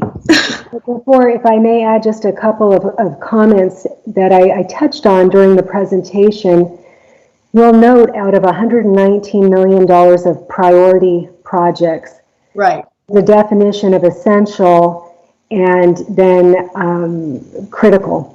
And then there's a safety piece. And there are a lot of assumptions and unknowns in this smaller amount, including the assumption that the district additional assistance will continue to be funded at the level we expect it to. So my caution and comments are twofold. Going back to the 5-year planning horizon report we looked at on May 6th from ADM Group, and now this more refined scenario, it leaves very little room for the unknown or the unexpected, not only from a construction project's need, meaning if something just didn't happen to make it into that essential column for whatever reason with the snapshot in time evaluation in November or December of this year, and there's an underlying failure that presents itself a year from now, which would have been classified as essential if it had been present at that moment in time when the assessment was done. We don't have it in this number, so that's my first comment. There are unknowns and risk factors. And then secondly, if the funding does not continue with the district additional assistance, the bond authorization amount is so small that it would put the district in a position where it may not have the capital resources to pay for some of those unidentified, unexpected concerns. And Dave, if you would be kind enough to perhaps delineate or elaborate just a little bit more on how you broke that out. You've provided some examples. I just want to offer that caution. We brought back what the committee's asked for, but it certainly does not allow for unknowns or unexpected outcomes. And I just want to be really clear with that. And David, would you mind perhaps clarifying on your definition? No. Thanks, Michelle. And you're absolutely correct. The breakouts were done based on the committee's input to my understanding to Peoria School District, and the Peoria asked me to take those categories and basically utilize the essential projects were those ones that listed, and then the critical projects were the other projects in those year to 1.5 that were the high and medium priority items, and then safety from that. So in there you have, for example, you have elevators. There's some elevators that have had some continuing issues. And on top of that, elevators have to be inspected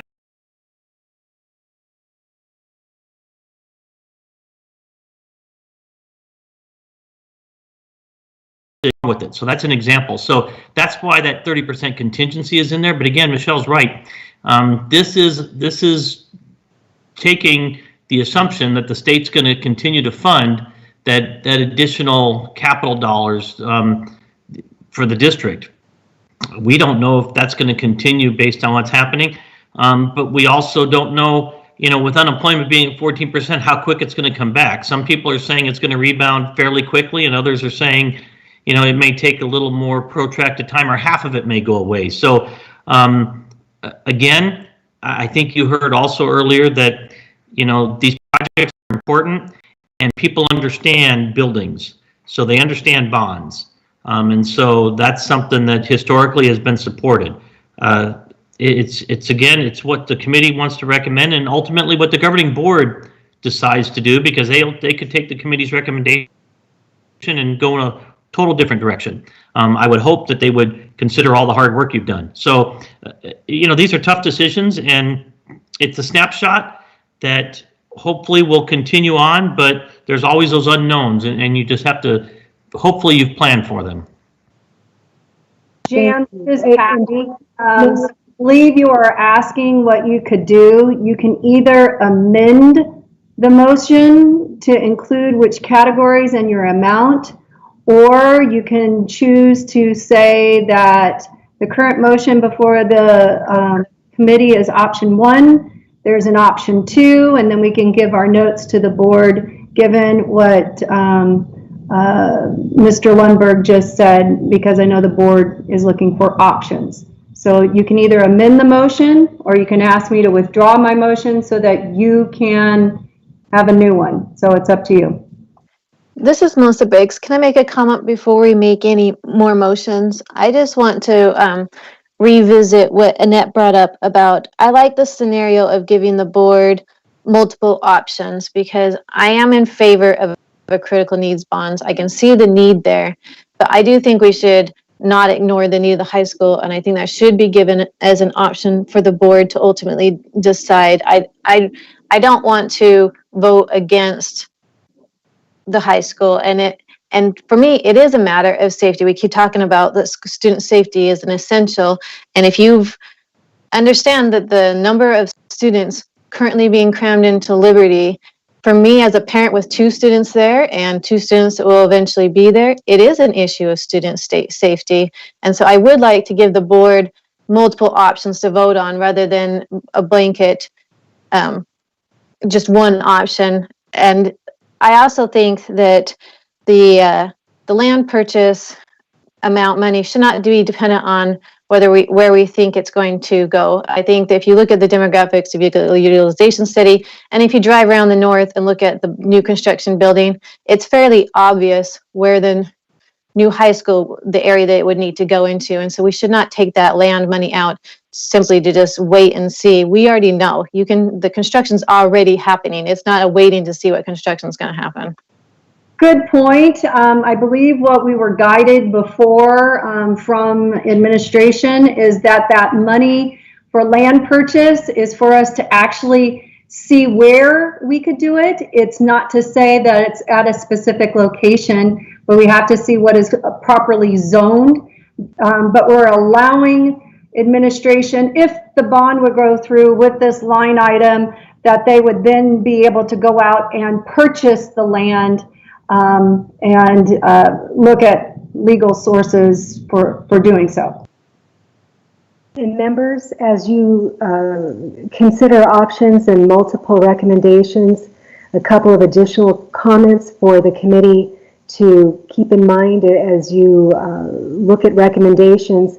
The first is that if the override does not renew in November, we will have required mandatory budget reductions the following year. That third reduction, it's over $9 million. The next year, if we don't have an override in place, the cuts go to in excess of $18 million, and then the next year, the $27.8 million of funding is fully eliminated. So I want to just remind the committee of that as you look at multiple options, that the time-sensitive consideration is the override, as it does have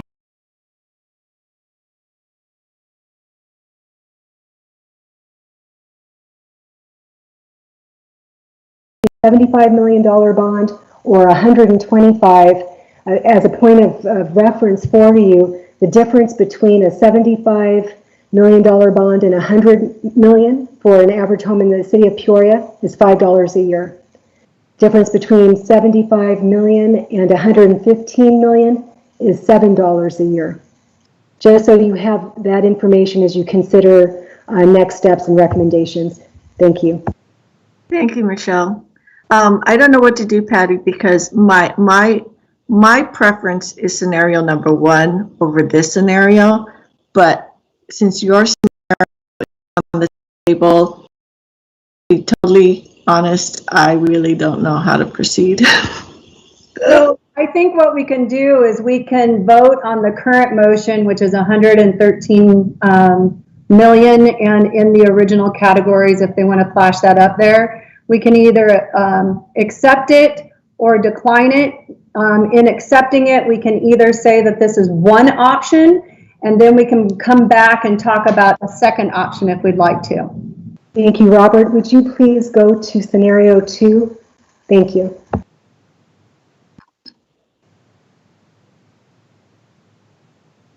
So forgive me, if there's no other comments, questions, amendments, can I call for the question? Does anybody else have comments, questions? No, go ahead. So Madam Chair, Michelle Myers, I've called for the question. Thank you. And as I understand your motion, Patty, it's for the committee to consider and to approve critical needs bond scenario number 2.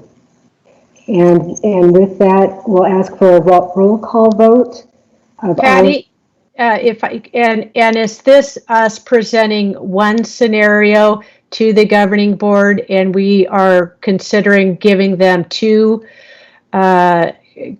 critical or 2 bond scenarios by the end of this conversation? Yeah, we can certainly, Patty, and then we can add additional ones after this, the way that it's been agendized. So yes. yes, that's correct. I was just going to make that comment for a point of clarification for the committee. You can certainly approve more than one recommendation for a bond and/or override election in November of 2020. Michelle, this is Rick Guttridge. Is Patty's motion worded that way, that this is an option to be presented to the governing board? If it's not, I think we should just clarify that, and then I agree we should go ahead and call for the vote on it. Okay, thank you. Just for a point of clarification, Dr. Beltram, would you please restate the motion, and then can we also, for the minutes, be reminded of who was the second, just from a point of order perspective, please? This is Patty. I had amended or revised a motion because I had a previous motion with 2 different bonds. I asked for this bond to be considered, which is scenario 2, which is 113 million with the categories that are listed on the screen. This is just one option that we would take. And forgive me, I can't remember who the seconder is. I don't have the minutes in front of me. Was it Annette? I think, Patty, I may have seconded it for discussion purposes. This is Rick. That's exactly what I remember happening, Mr. Guttridge, as well. Correct. I do remember reading that now, so thank you. Do we want? That's what the minutes indicate. Thank you for checking that, members. And Patty, if you would you clarify, is it rounding down to 113 million, or is it 113,251,027.64? If I'm reading option 2 correctly. It is what is on the screen, $113,251,027.64. And since the vote's been called, Patty Beltram will vote aye. Okay.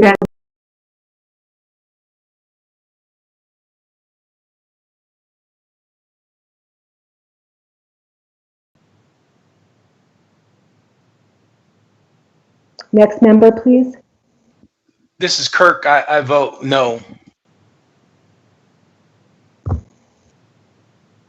This is Rick. I'll as an option for the governing board to consider, I'll vote yes.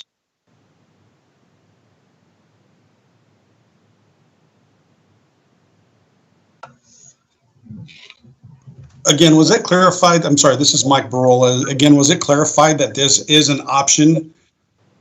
Is this part of the package? I've still, it's a bit convoluted for me. I'm sorry, but again, on which way and how to vote on this. Can somebody please clarify that? Hi, Mike. This is Patty. Yes, it's one option. And then after we take care of this motion, we can have another motion with other options. In that case, I vote aye. This is Danielle Padilla. I vote aye.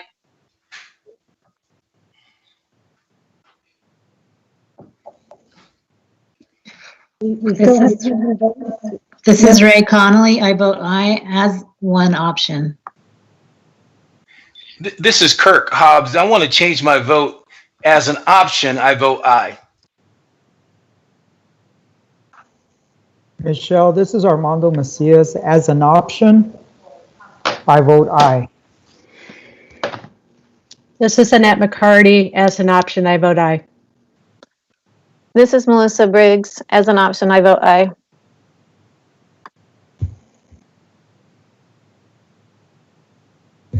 Thank you. All 10 members have voted. The motion passes 9 ayes and 1 nay. Mrs. Watson, is that how you recorded the vote? Yes, that's how I recorded the vote. Thank you. Michelle, this is Rick Guthridge. I did not hear any no's. I heard everybody agree. Jan voted no. Yes. Oh, I apologize, Jan, if that was your decision. I don't think I heard you say that. And that's an option. I still vote no. Okay. Jan, as a committee member, can I ask that you make the next motion so that we can consider another option? Okie dokie. I move that we, how do I say this now? I want to look at option 1. I mean, scenario 1, my bad. Robert, pull it up on the screen and that will help her out, please. Thank you so much. I move that we vote on scenario 1 to discuss. Is that correct, Patty? Correct. This is Patty. I second the motion.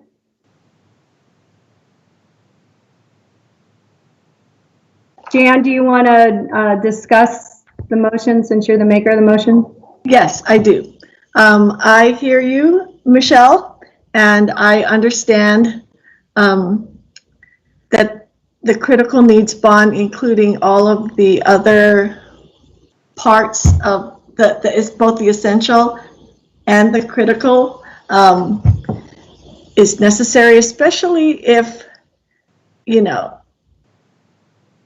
I own houses, so I kind of get how things can go wrong in building and, all kinds of plumbing issues, electrical issues that aren't going to be in that essential that needs to be done. So it's going to eat up something else. It'll either eat up our M&O or it'll eat up something else or another part of the bond intended to go for something else. So I do understand that. And to me, the cost per year is not that high.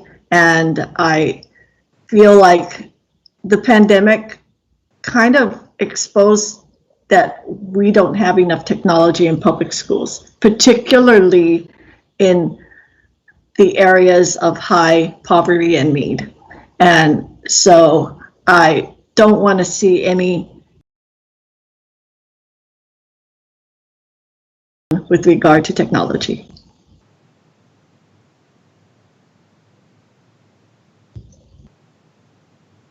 Michelle, I have a question. This is Armando. Yes, Armando. Okay, so if we're looking at scenario 2 and scenario 1, is there a way to present it to the board as this is, like scenario 1 is the preferred and scenario 2 is the second option?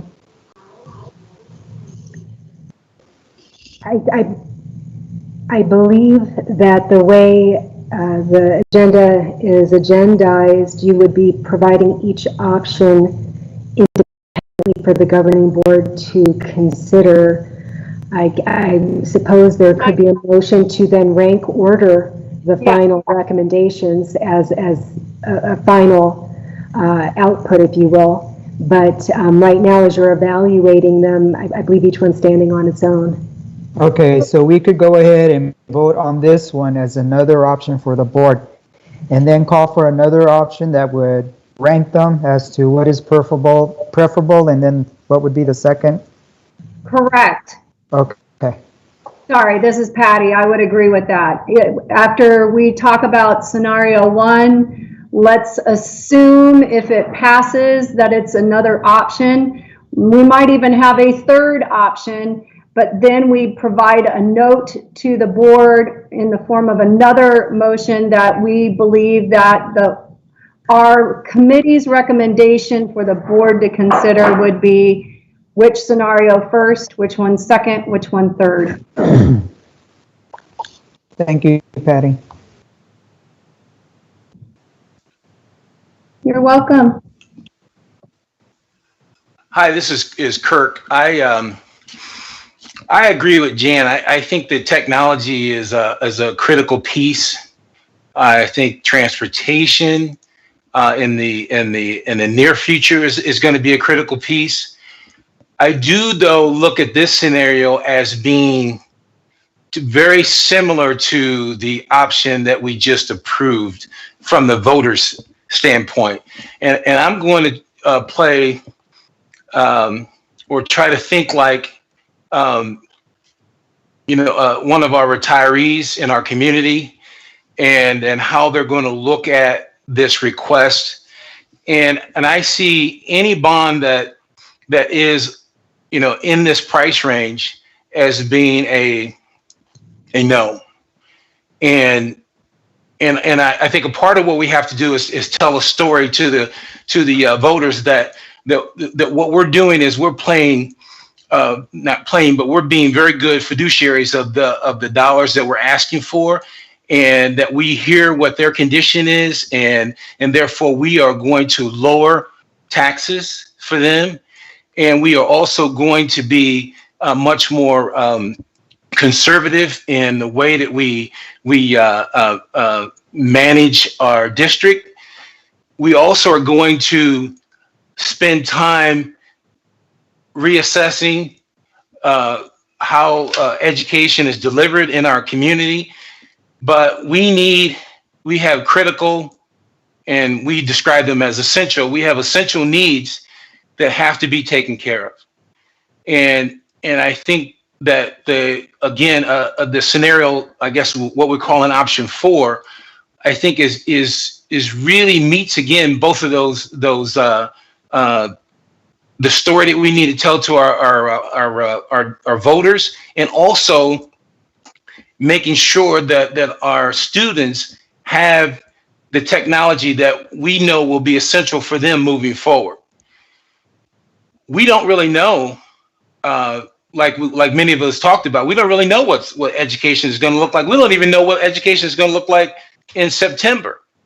And so for us to take the risk of asking for a lot more dollars than I think we need that are essential, and running the risk of getting no money, I think is too big of a risk to take.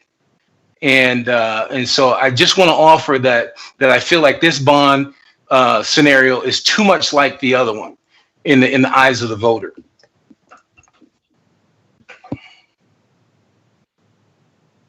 This is Rick, guys.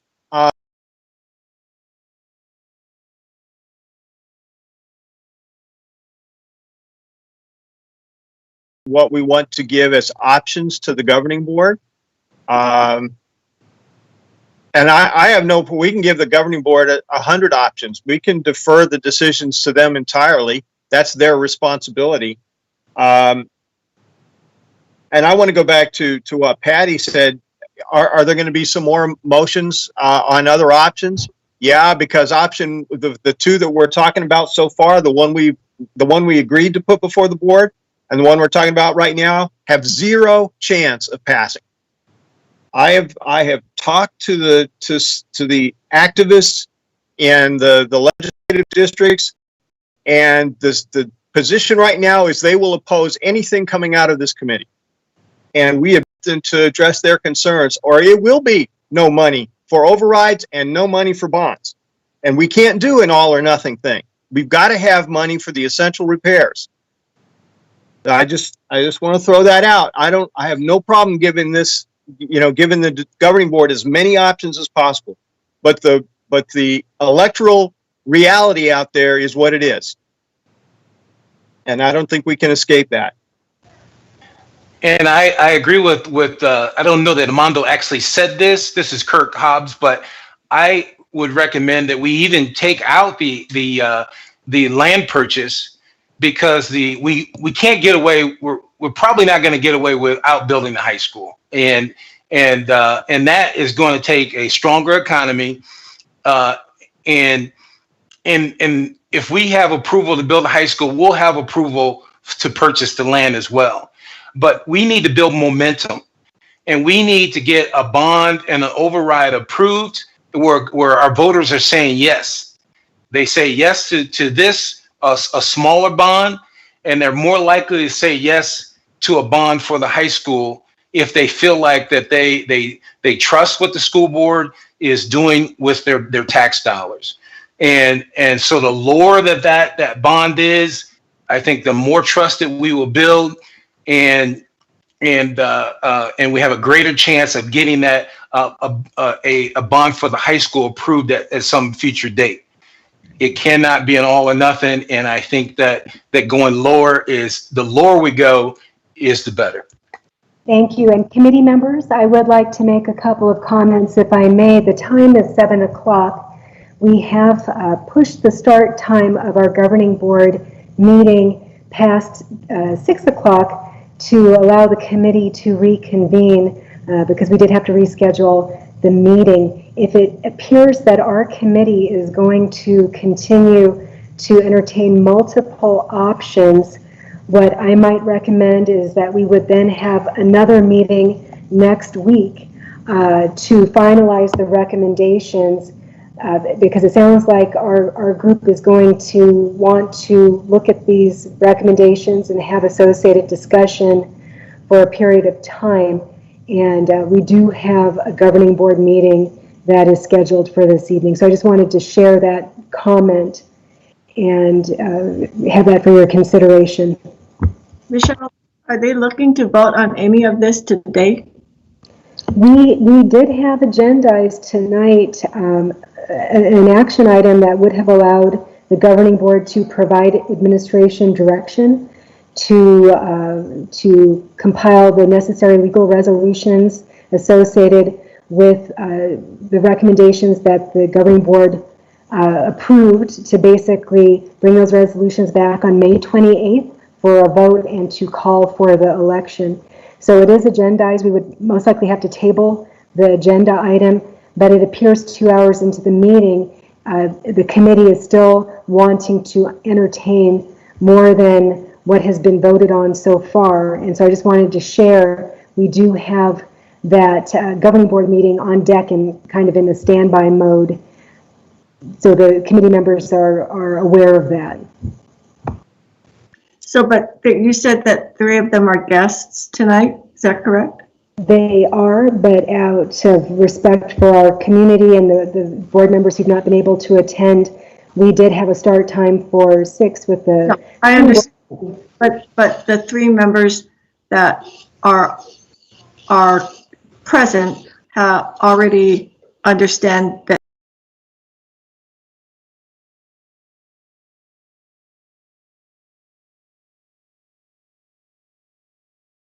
is if the committee does not complete the recommendations this evening, I will most likely recommend that the agenda item then be tabled if the committee has not completed its work. If we feel we're going to wrap up in the next 15, 20 minutes, we probably can complete those recommendations, but I'm hearing that you may want to entertain multiple options that could continue this meeting for a period of time, which would push the start time of our governing board meeting back to a time that might be later than we would have anticipated. Michelle, this is McCarty. In looking at, I understand the prior comments on the similarity. I'd like to push through for 15 minutes because I think that, in Jan's comments was she wanted to see the technology and transportation left where they were, and really the difference between scenario 1 and 2 is that land purchase but it leaves the technology the same. And in scenario 2, we still have that land in there, but it drops the technology and transportation. So if the committee presentation on the fourth option that we didn't call a fourth option did just that. It eliminated the high school option, it included that. So it has the remaining balance, that the full balance of technology, the full balance of transportation, the high school land.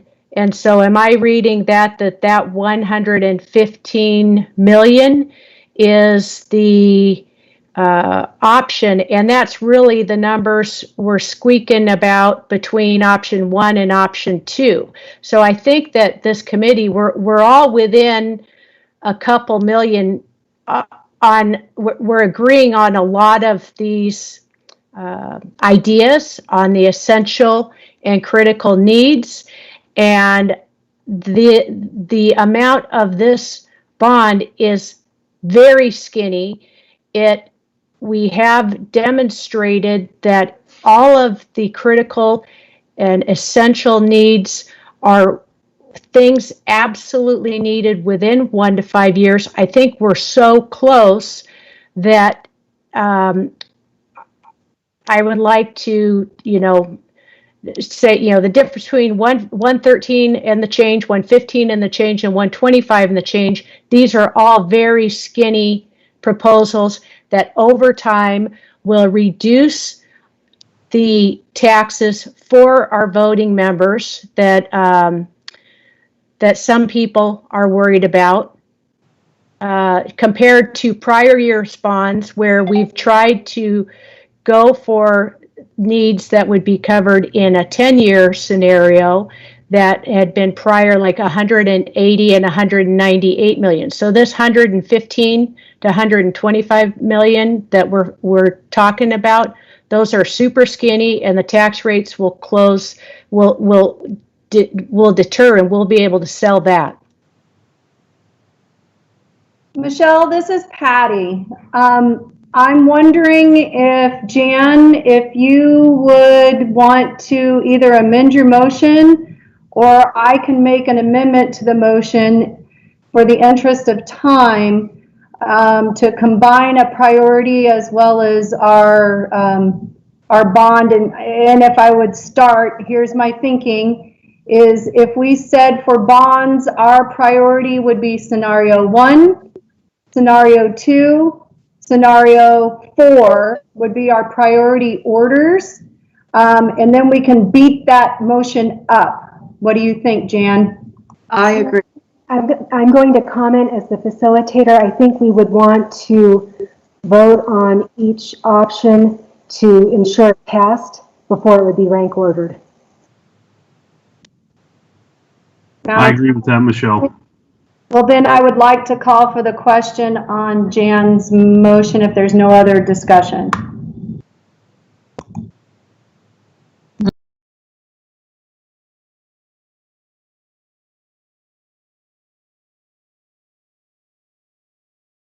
Correct? That is the motion on the floor. Are we calling for the vote, members? Yes. Okay.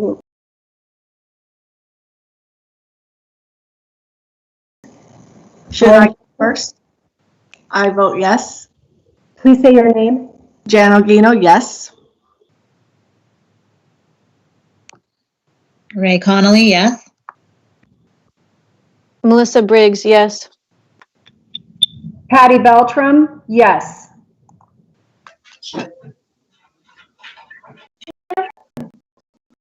Next member, please.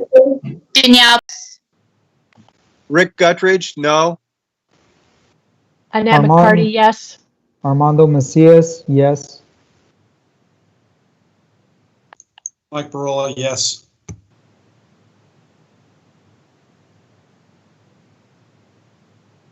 I believe that's 9 votes. Who are we missing? I didn't hear Mr. Hobbs. Kirk, did you weigh in, sir?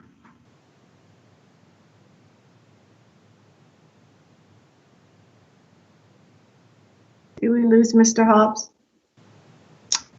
It's showing in the meeting.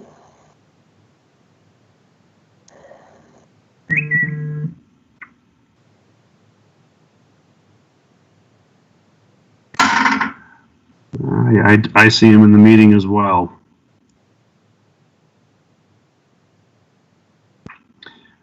All right, sorry, I got disconnected. This is Kirk. I vote no. Thank you, sir. So we have 8 yays or yeses and 2 noes. Mrs. Watson, is that how you recorded the vote? Yes, that is correct. Thank you. The motion passes. Rick, this is Patty. Do you want to make the motion for scenario 4? Yeah, I'll go ahead and make the motion for 4. I would like to, I'm debating whether to modify it or not. And for the minute, I'll just let it stand as it is. I recommend that we adopt motion or scenario number 4. For the minutes, please, we don't have it named scenario 4 in the presentation. Would you refer to it as the committee comments and input scenario, please? Yes, I recommend that we deliver to the governing board an option to consider the committee comments and input scenario in today's presentation. This is Patty. I will second for discussion.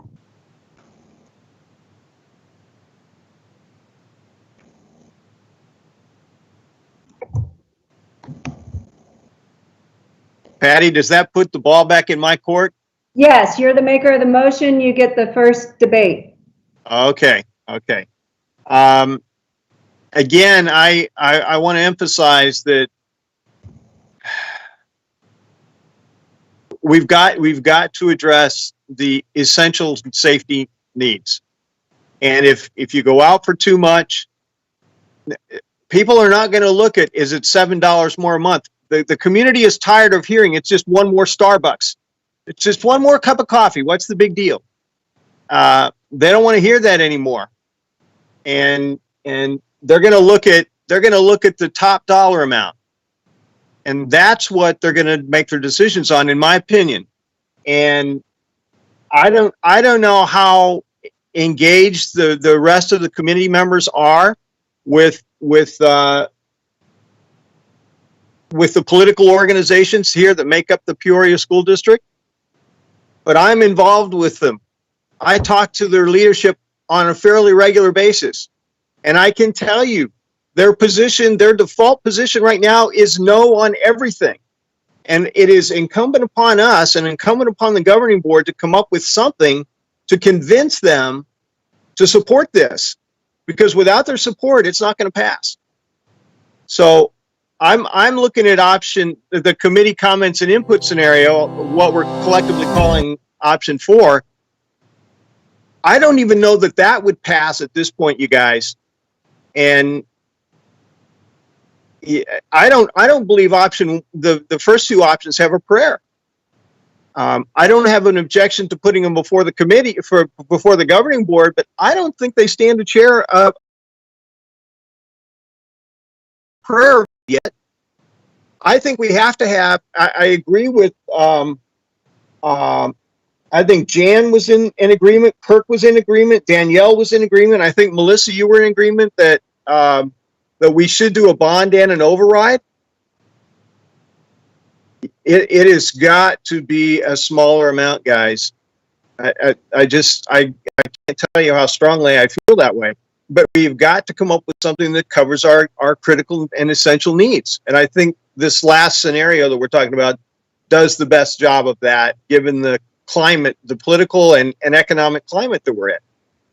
We're rolling the dice, and I don't like to gamble. And I don't want to go for a great big deal that we're going to lose on, that I think we're going to lose on. So I'll stop talking. You guys kick it around, and then we can make our votes from there. This is Ray Connolly. Rick, what is it about this scenario that you think is more attractive than scenario number 2? The top dollar amount that we're asking for. But wasn't scenario 2 the lowest? No, this scenario is the one we're talking about now. The committee comments and input scenario. It's not labeled, Ray, as 1, 2, 3, or 4. Right. Yeah. So this bond amount would be 71 million, and I would actually suggest we take the high school off from it and drop it down a little bit more, and put part of that money back into the contingency fund, so we have more money for contingency in case some of those other critical things come up unexpectedly, because I think that's a real possibility. We do not know the future, and I think it's better to take smaller baby steps moving forward until we have better clarification of things. This is Melissa Briggs. I'd like to speak to this. I just would like to point out that the activists have always opposed every bond and every override that the district has put forth, including in 2015. Mr. Gutridge included said that there was no way that they were going to get the override at 13%, but it did pass. And so I think trying to appease the activists is fruitless because they opposed everything. I don't think there is a scenario that they are going to support based on the statements I have seen them make on social media. I know who these activists are. They are not going to support anything. So we as a committee should not base our recommendations on a few activists that have no intention of supporting anything, first of all. And second, I oppose taking the high school off because I think that you have a large demographic of people that if you don't address anything with the high school, you're going to have a hard time finding their support. They need to have a glimmer of hope that there is an end to this mission that we've been on for years trying to get a new high school. And by putting the land in there, at least gives them a glimmer of hope and a reason to support it. This is Mike Barola. We talk about not knowing the unknowns, and that's absolutely true. We don't know what brick and mortar is going to look like. We don't know the consolidation of facilities. We certainly don't understand yet completely the complexities of the degree of expansion required. And bottom line is, the physical construct of education, what's that going to look like in 5-10 years? None of us can tell. What we do know is that there are people in this district. We have a district that will not function without those people.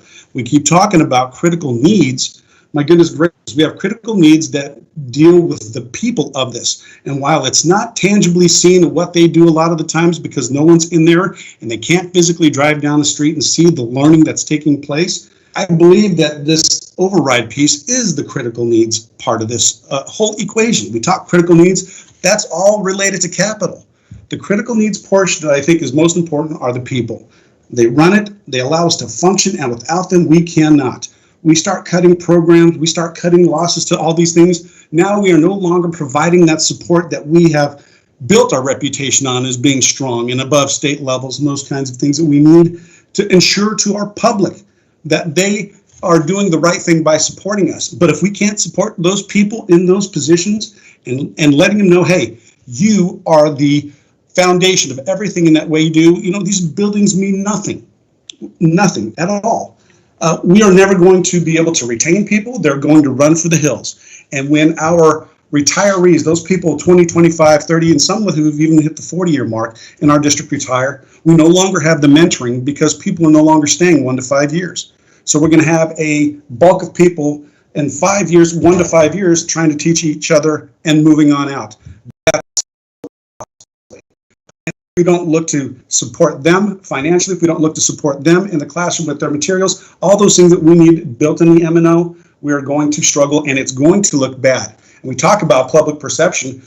When it's discussed that public education is poor, I disagree completely. It is not. Okay, it's the fruit of all things. It's comprehensive. It allows us to teach to all of those things, all the kids in all ways that matter most.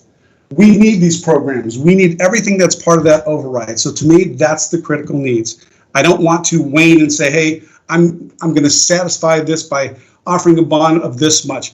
If we can get by for a year, that allows us that time to monitor and develop what we need to do. But I'll tell you what, it keeps those people in place, it keeps those programs in place, and it keeps them moving. It will keep us moving forward, and it is the win that we need. Again, I'm bond override, and I know I'm talking a lot here, but we need this override. That is by far the priority. We need to take care of these people. We need to take care of these programs, and it does deal with safety. All these things that are the top priorities that were mentioned are in that M&O piece. The capital's down at the bottom, yes. But I think we need to develop our people as much as possible. Give us that year. I think we can weather the storm. In fact, I'm pretty sure we can, financially speaking, of the 1 year, keep taking care of those critical needs, and then we come back, we gather the troops, and win again the bond. It's just my position. Thank you very much for your comments. Members, we are approaching 7:30. We have a motion on the table and a second for discussion. Would the committee like to call for a vote on this motion? And then the next question, after that vote concludes, it looks like if there is additional work for the committee to conduct, we will need to conclude the meeting and then meet again if there's additional work that you feel you need to do.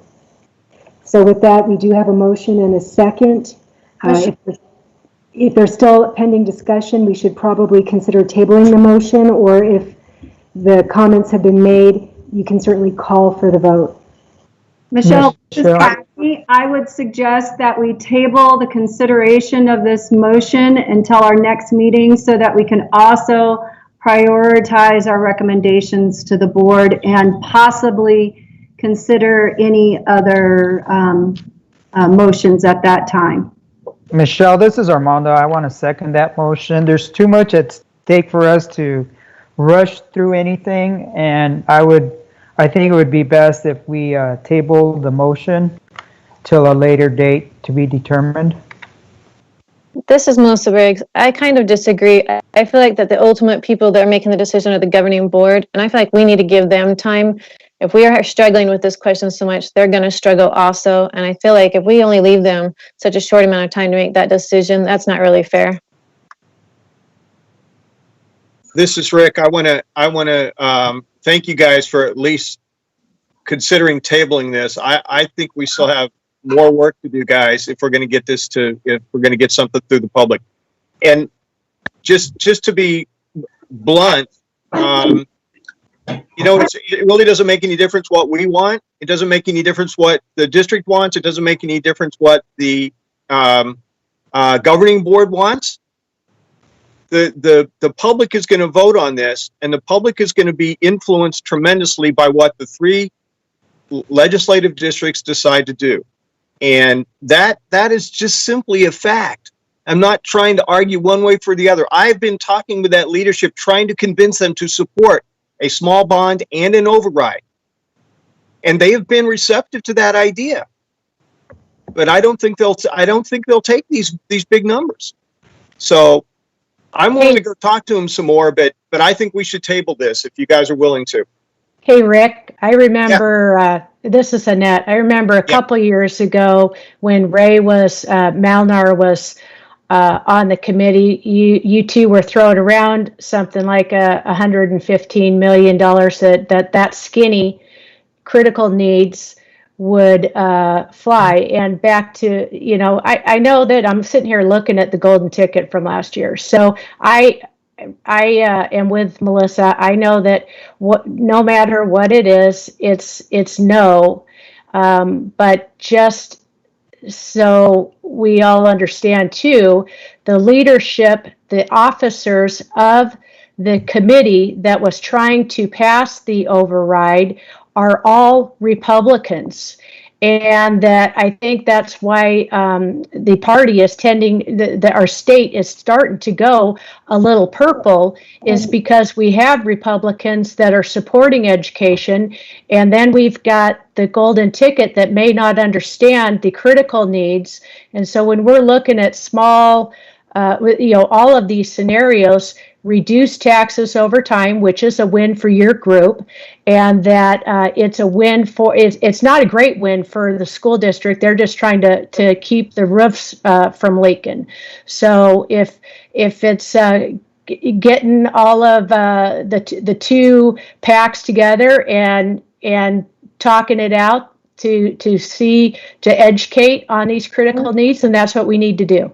Thank you, members. Members, I do need to comment. We do at this point need to consider concluding the meeting because we do have a board meeting that needs to start. And with that, I'm hearing that we've had a motion and a second to table the motion that's being considered. And I'd like to ask the committee to move forward with that, please, because we do need to adjourn this meeting to start the board meeting. The comments you've made, we appreciate all of the discussion and input, but I do believe that our next step would be to table what's on the docket and also then look at reconvening again to continue the committee's work. It's clear there's still work that needs to be done. This is Kirk Hobbs. I vote yes on the motion to table this discussion. We'll need to do a roll call vote, please. And we had Patty as the motion and Armando as the second. Members, would you please verbally state your vote? This is Rick. I vote to table. Jan, I vote to table. This is Danielle. I vote against tabling. I agree with Melissa that we should be trying to make the decision to give recommendation to the board so they had the most time to make the decision.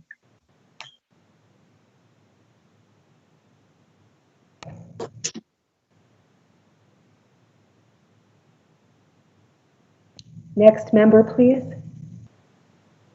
This is Melissa. I vote no.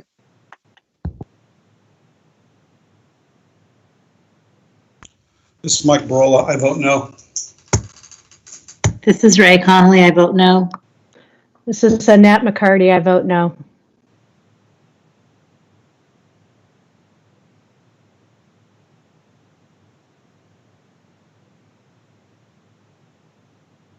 I count 7 votes. Marcy, how many people have voted? I don't believe our full membership has voted. This is Patty. I abstain.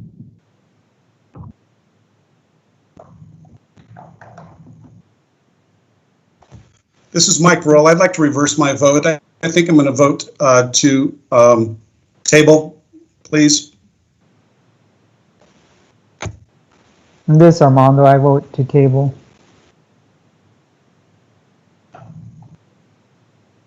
Mr. Hobbs? I'll vote to table.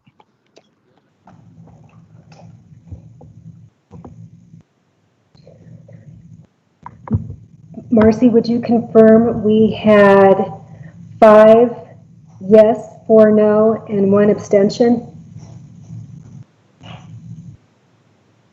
That is correct. The motion carries. Yes, it does. All right, very good. So with that now, if I may request that we move on to agenda item number 8, please, which is revisit prior agenda items. Michelle, I have a quick question for you. This is Rick. Yes. So are we tabling the committee comments option or we are, I think that was the motion. If that is voted not to be tabled, does the original motion still be on the table about whether we recommend it as an option for the governing board? You had it as a motion and a second. It's tabled to our next meeting. Okay, then that takes care of it then. All right. Thank you. Any other requests under agenda item number 8? Hearing none, I'll go on to agenda item number 9, request for information and future agenda items if needed. I was not sure if we would have another meeting, so I put that comment in. We will be coordinating with the committee on another meeting date. We expect that it will take place next week. Are there any requests related to that next meeting? This is Ray Connolly. Can we keep in mind there are some end of year events taking place next week? Yes, thank you. Thank you, Ray. That's my concern also. Michelle, this is Patty. I was going to express the same thing, but as for items for the agenda, if we can make sure that we have our tabled motion and then how we have current agenda item number 7 for the next meeting as well. Noted, thank you. Any other requests? Hearing none, we'll move on to agenda item number 10, which is adjournment. May I request a motion to adjourn, please? This is Patty, so moved. Second? This is Rick. I'll second. All in favor? Aye. Aye. Aye. Aye. Opposed? Thank you. The meeting's adjourned. Thank you very much for your time this evening and your comments and discussion. Have a good evening. Thank you. Good night, everybody.